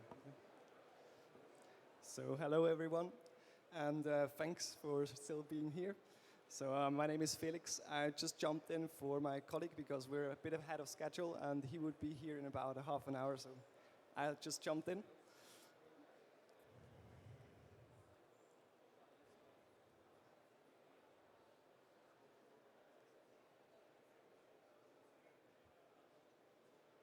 The Uptricity, can we have the presentation? Okay. So you gain time. So can I already ask questions, but I can. So, well, perfect. So I'm going to talk about grid. The microphone, oh, sorry, was just cancelled. So I'm going to talk about grid simulations and grid planning. So Adaptricity was founded in March 2014. We grow in the startings, we grow with small project with quite a bright brand of different utilities. We were bought by a majority in February 2017 by Leoni company, which is a group of, on one hand, cable producer, and on the other hand, automotive supplier in Germany. Since then, we have been growing quite fastly, also in abroad areas as Asia and Australia. And therefore, we had the European, or the program called Free Electrons, which is very helpful for other startups. So if you're a startup and you're in the energy sector, this is a startup accelerator which helps you a lot. And since then, we're a reliable partner for grid planning and also grid monitoring. So yeah, why are we here, or why is grid planning a topic of nowadays? So we have three big topics in our daily business that are, first of all, digital transformation. So digitalization is a topic that everybody talks about, and everybody tells you that's the future, or it's now the thing you have to do. But digitalization is more of a thing of do the things better you have done already. Then we have electromobility and batteries that come into the grid. So these two topics, nobody knows how fast and how broad overall the grids they will be supplied and be there. So it's good to be ready. It's good to simulate what could be affecting the effect on the grid, and also be ready, because if they actually bring these cars in the next years, this could be quite a flood, and not just something you can have 30 years of just building new cables, etc. And then there are the renewables. Of course, they're still there. They're there since quite some time, but you still have to integrate them, and there's still quite a lot of work. So there we focus on being efficient and work better with this. So to get there, we have what we see 3 steps. The first step, where we are now, is the black box. So grid providers have some measurements, but they don't know in detail what's happening in the lowest part of their grid. So low voltage area is still a black box for them. So to start there, you have to optimize your processes and understand what you can optimize in your grid. How is your existing grid working? Then we have the tomorrow. At some companies, they're a bit further, but some are still, I would say it's called tomorrow for them. It's where you start to monitor the risky areas in your grid. So you have certain areas where you know there are lots of in-feeds, a lot of solar, a lot of EV chargers, etc. And then we have the tomorrow or soon, the full transparency, where you monitor your grids, all of them. You use your smart meter data, because smart meter data today is just you send bills out in the end of the year, and smart meters are not done for that. I mean, it's an infrastructure you build just for metering. So why don't you use these data you collect there for planning your grid better?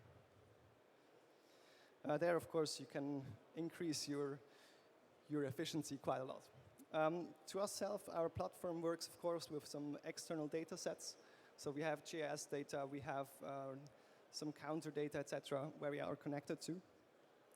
Then we have our users. They can be networking planners, they can be asset managers, also CEOs, etc. Also depending on what they need information in the end. And then what we bring to the market in the end is 3 products.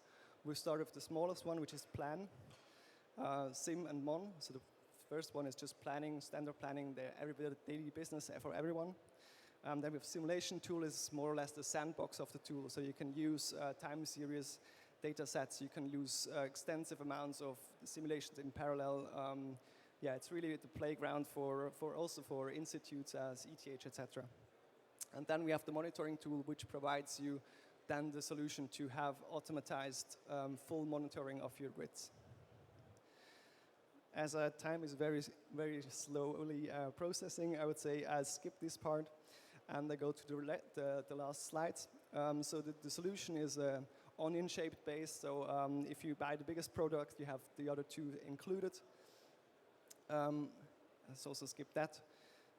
And I would say, skip it at least till the end. So we have, of course, we're not a software solution on one hand, so we are a solution with partners. So we generate an ecosystem around this topic because we need GIS data, we need other suppliers that help us. We don't deliver smart meters to the grid.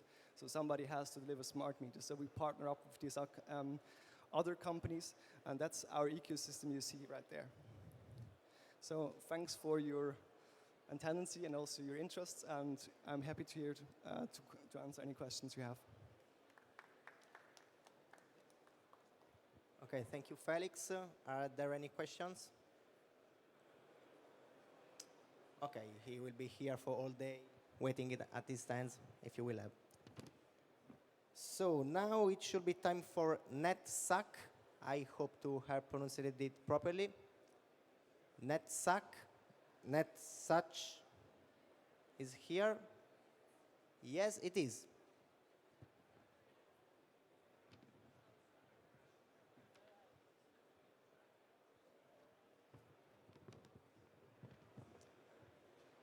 Okay, the floor is yours.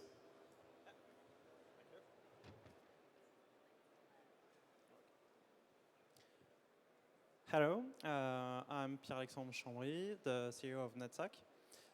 So NetSac is a software startup that help companies modernize their softwares and delivering new solutions to tackle the Industry 4.0 problems.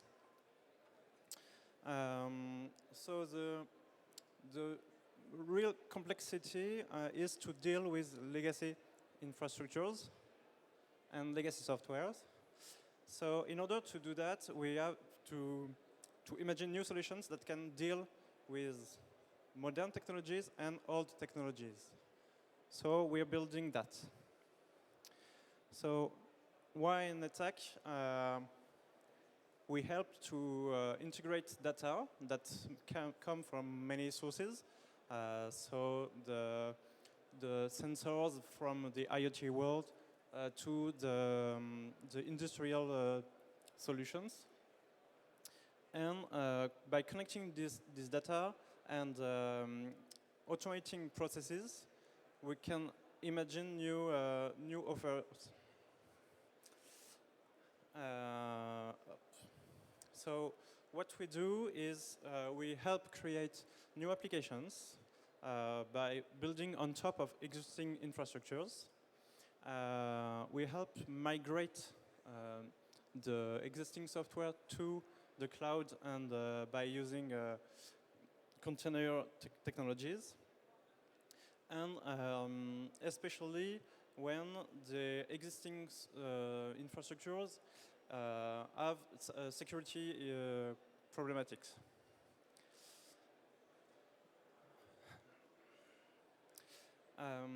What we did is we built a platform that help us connect technology, that help us connect systems by enabling native API access.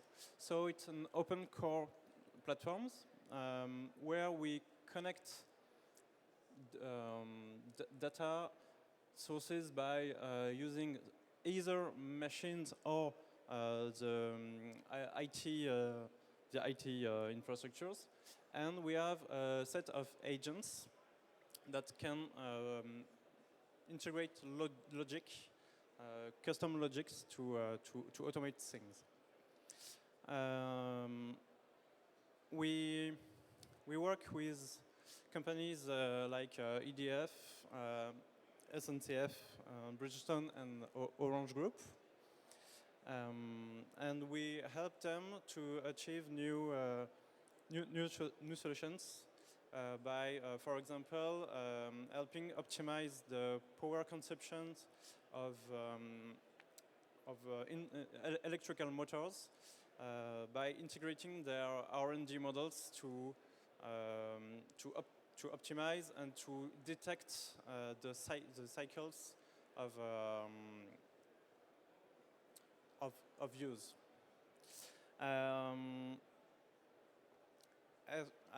Do you have any questions?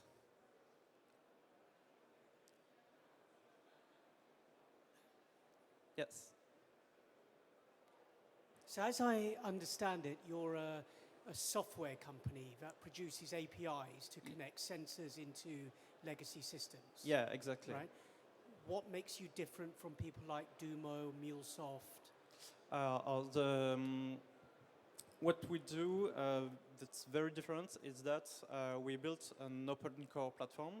So we gave away the sources. So we can focus really on the integration problem.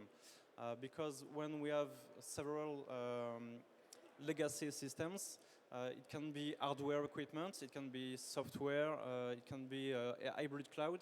So we help bridge together by using open source technologies, and we do that very fast. So instead of talking about several months, we're talking in weeks. Okay, thank you.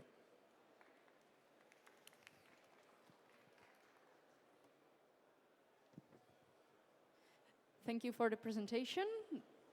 The next one up is company Gnome and Luke from the US. All right, thank you.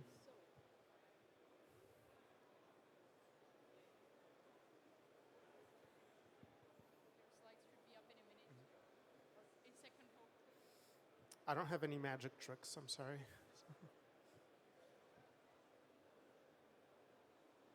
Okay, great. Thank you for coming. My name is Luke, and I want to give everyone here something today, and that is 20% more time in your department where you work. I think we could all use a little bit more time in terms of working, and I think a lot of the knowledge work that we do today involves things that we feel like machines would be better off doing, right? We have Alexa at home to help us with things.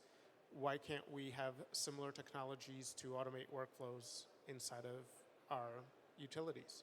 Well, now we do. So this, I think, everyone will be able to relate to. This is how a lot of office work feels like today. We're drowning in documentation.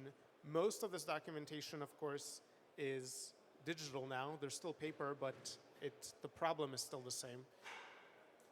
And you know, if we're having this presentation 20 years ago, more than 20 years ago, and looking at this presentation now, it feels like things really haven't changed. We're still inundated with documentation. We still have to spend a lot of our time researching and finding things at work rather than just moving on and doing more impactful things. And of course, we're all familiar with something like this, where you start off with an ERP system, for example, SAP. You spend a lot of time there, you deal with that interface. Then you go into your enterprise network drive, you spend a lot of time in that interface looking for things. Eventually, you're inside of a document looking for something again. And, you know, so many hours are being spent on this kind of workflow as an example inside of companies. And why do we do this, right? Why do we manually do this? Why can't we connect these steps? Why can't a computer do this process for us? Well, that is what we do. So we make that workflow, which could take you maybe 2 hours of research, done in 5 seconds. So you say what you're looking for, and instantly information is pulled. One of the things that's unique about us is our software is actually able to read schematic diagrams. So we're actually able to locate parts inside of schematic diagrams. This is an AutoCAD file as an example. So we're one of the only companies that's able to do that. We're able to pull information from SAP, other enterprise sources. And so rather than spending 2 hours looking for a piece of information, you get it right away. And of course, I could have made all of that up, but I think nothing stands better than a customer testimonial. Here in Europe, Wien Energy, Austria's largest power company, is our customer, and their use of this product, I think, stands on its own. So they talk about it raises the quality of work, especially for new employees. Another issue that happens is with people who transition roles. You're in a new position, and all of a sudden now you don't know how to find anything. And we also help solve that problem. We save them over 200,000 euro per year in the automation of these workflows. We support a variety of different enterprise formats. We run on-premise, we run in the cloud, depending on how you operate. Basically, what we're doing is we want you to be working on the things that matter, things that are more impactful rather than the things that are rote and it feels like you're not really using your brain when you're working. Our platform sits on top of all of this enterprise knowledge. We extract information and we make it accessible. We do that to do two things. One is to make that information instantly available so you don't have to know where it is or how to find it. And two, so we automate the workflows that rely on that information because you're not just looking at the information for the sake of looking at it, you're trying to do something with it. Our business model is we generally charge 5 figures for annual recurring licenses. We do some sort of setup and customization as well. The market, I think, is quite large. We can be in the bucket of enterprise asset management, intelligent process automation, very big markets. Every company has this pain. We have a great team. I made a startup go from 0 to millions of users in 12 months. We have an advisor who's the former chief architect at IBM. We have some talented engineers as well. My co-founder has code that he has written that's running in production at a lot of large companies. We've partnered with a lot of different organizations in addition to our customer developments. So we are looking to grow further. We are profitable and we'd love to talk to you. So we want to talk to you because we want you to spend less time on busy work and spend more time on what matters. Thank you. So, thank you for the presentation. Are there any questions from the audience? I will have a question for you then. How is it with language support in your system?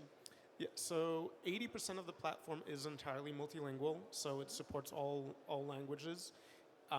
The other 20%, there is some customization. So right now it's customized for English and German, but we're adding other language support. But you can get 80% of the value today. But if you want user interface localization, then we're working to expand it beyond English and German.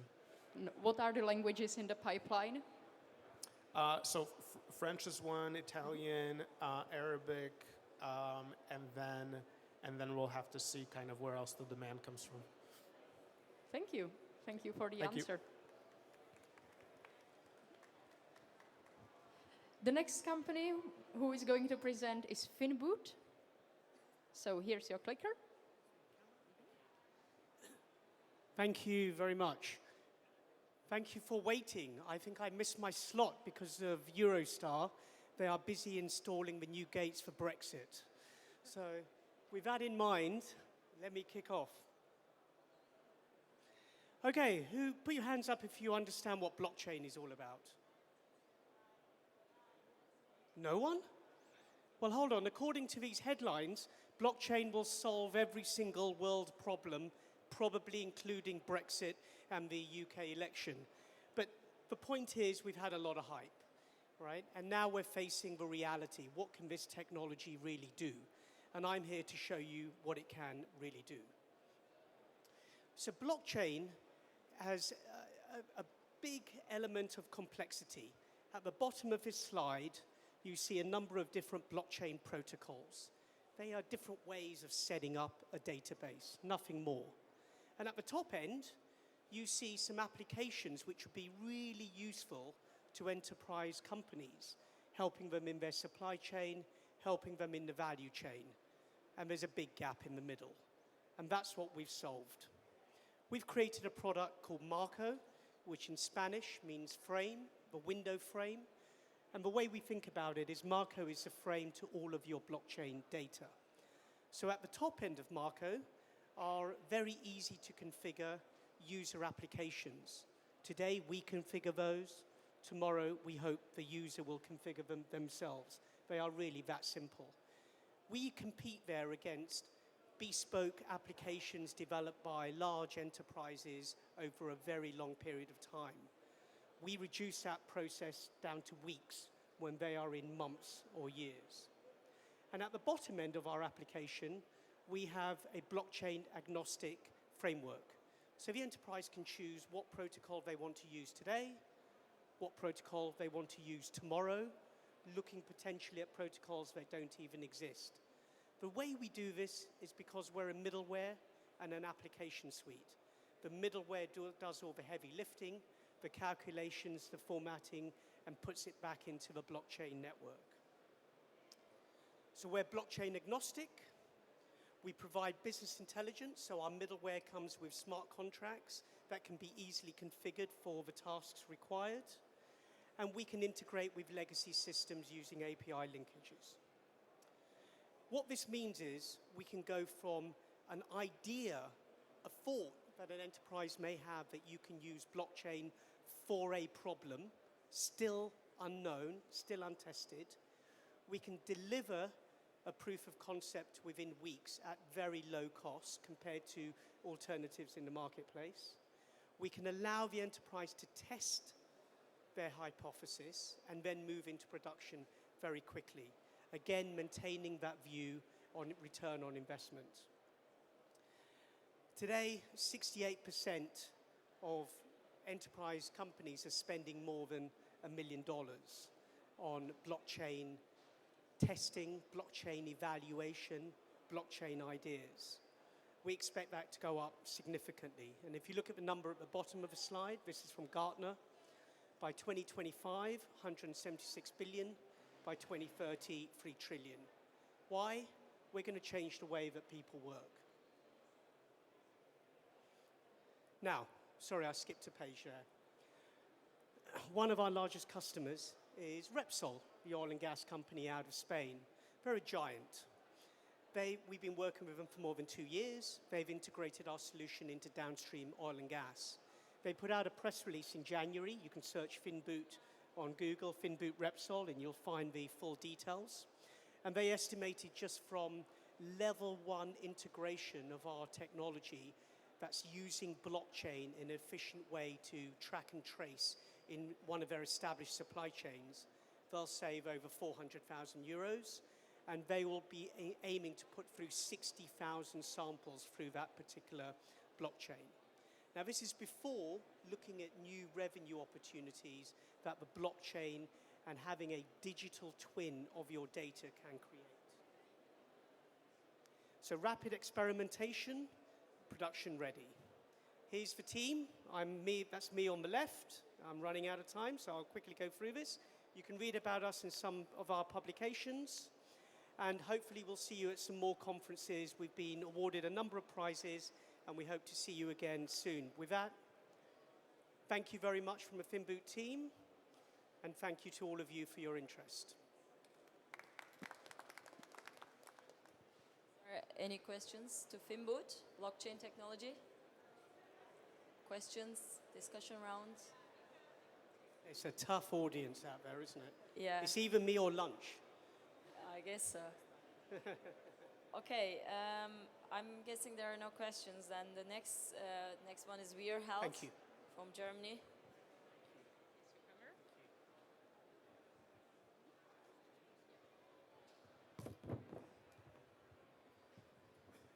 You know the rule, you have 5 minutes, backward, forward, backward.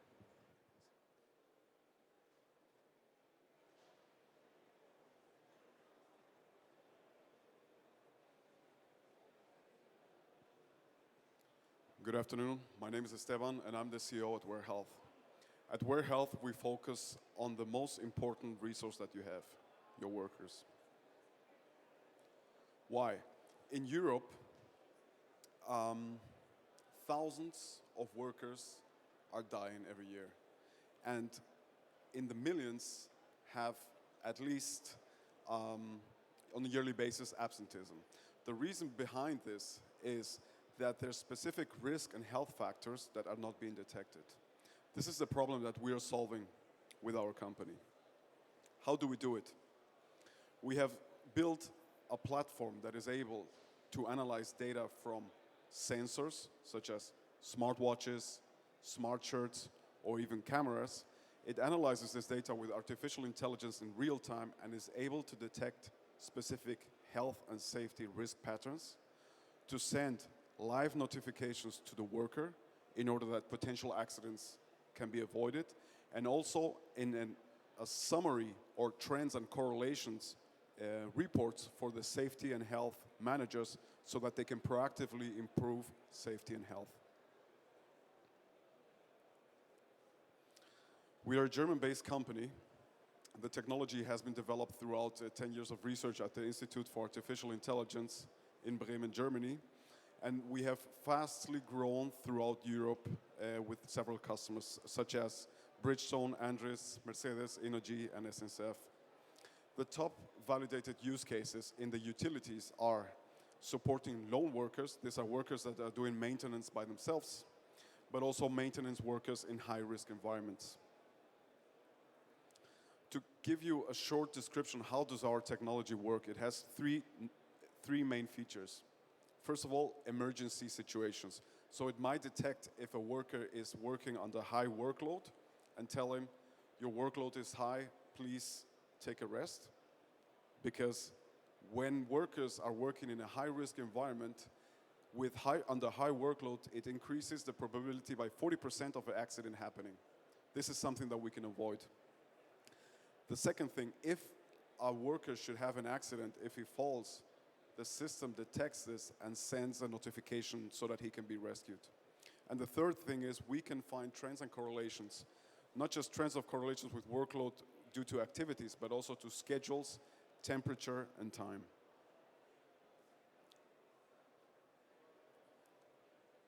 Today we're here to discuss potential new use cases, to find new customers, and our solution has demonstrated that it provides value to reduce safety and health costs, it engages the workers, and it also is able to improve productivity.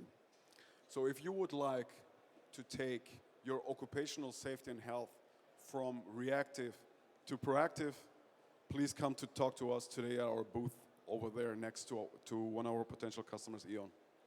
Thank you very much.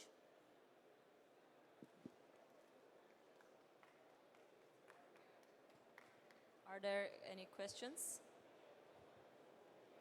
from the audience? Then I have a question to you about the data privacy. You know, it's a little bit an issue in Germany especially. How do you deal with that? Thank you for the question. So that is the main topic when dealing with worker safety and health monitoring or overall workforce monitoring. So what we do is the system, the technology is built in such a way that the service is only for the worker themselves. So the live notifications is just for the workers, and the reports are anonymized. So the data is stored anonymized, and the companies will never know which.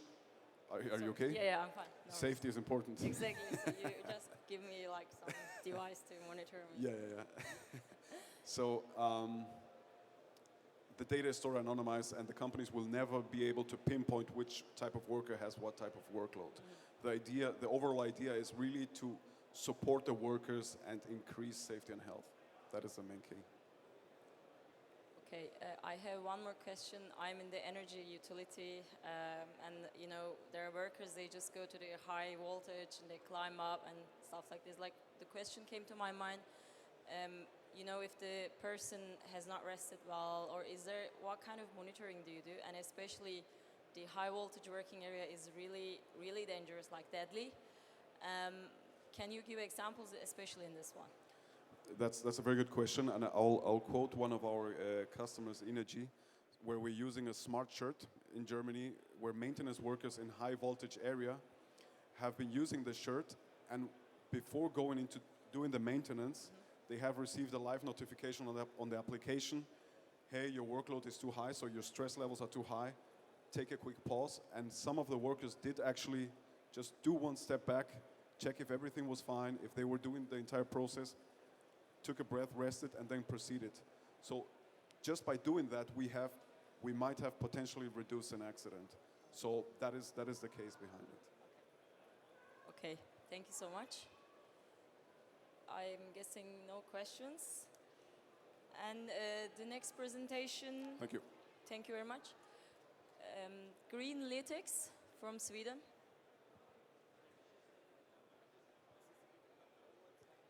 Green Lytics. Hello. Wait a second, please. Hello? Okay. Hello, everyone. So I'm Sebastian. You're working with the slides now. or? Greenlytics, please. Greenlytics.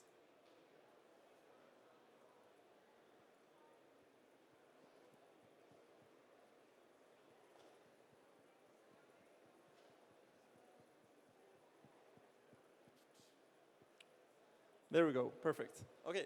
So I'm Sebastian. I'm the CEO and co-founder of a startup called Greenlytics. We're a weather analytics company targeting the power industry. So this was me. I was working as a power trader in a big utility company in Nordics. As a power trader, you're bombarded with, you have all the screens and you're bombarded with data from all these screens. And your job as a human decision maker is to process all this information and process it and drive decisions at speed using this data. And this is becoming a problem more and more as the advent of climate change and more weather-dependent renewables are getting implemented in the system. So data from weather is becoming increasingly important. And not only the weather data, but how does this weather data affect my business operations? And that's exactly the problem that we're trying to solve at Greenlytics. We're trying to help human decision makers that are faced with weather-dependent problems to get insight and plan and drive actions given weather data.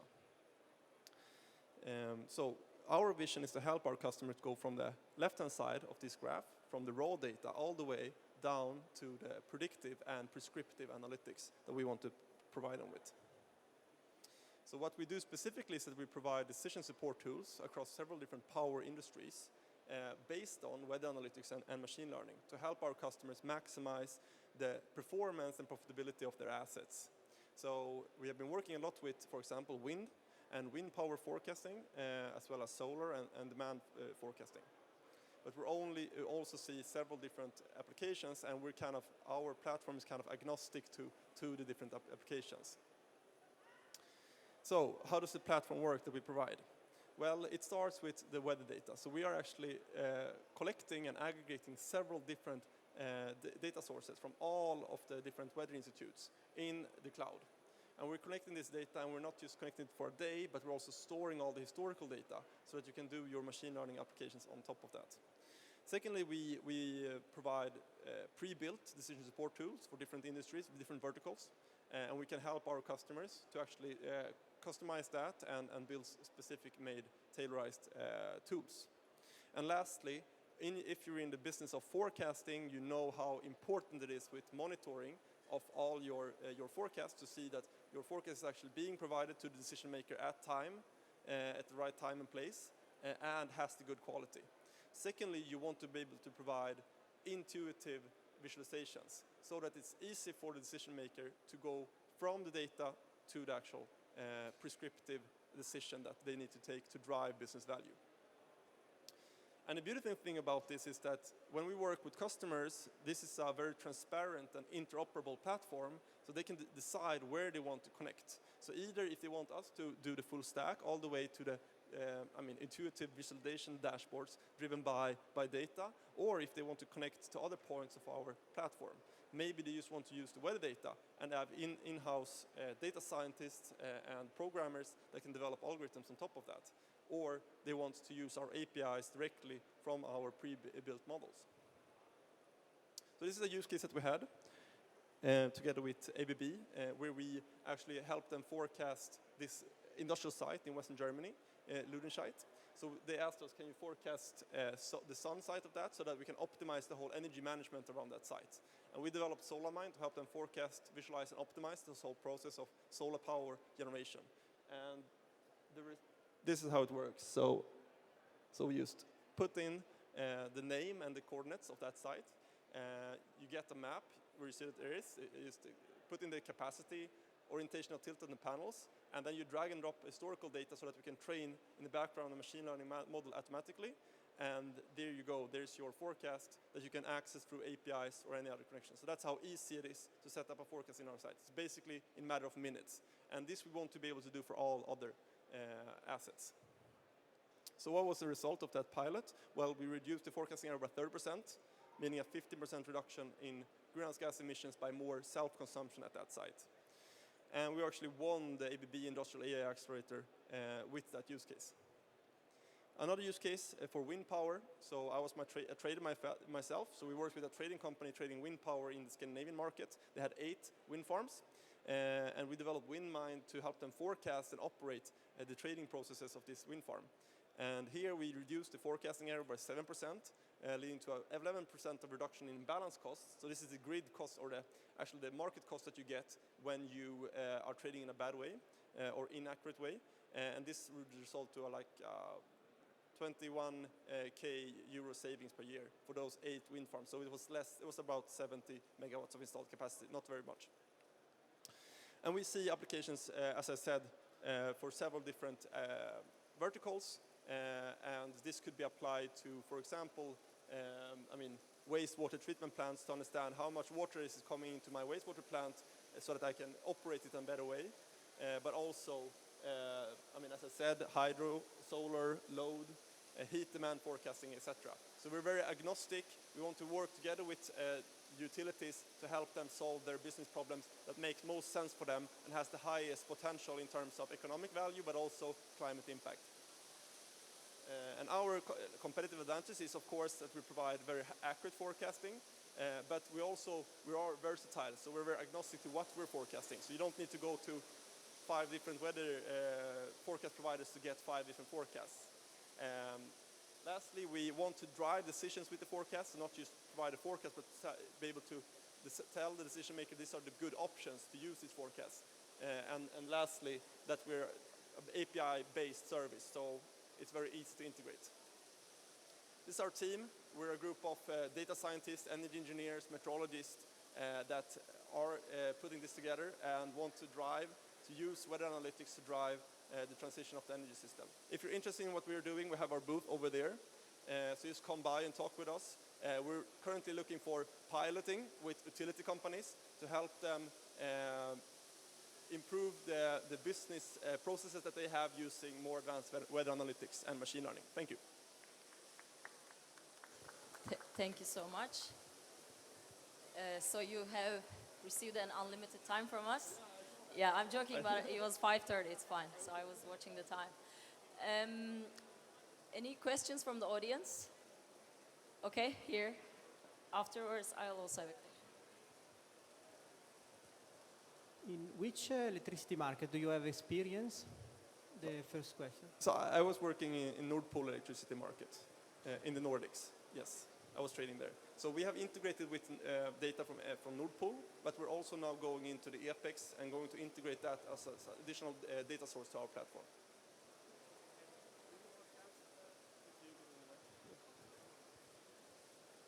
Do you forecast also in real time? So do you monitor power plants in real time?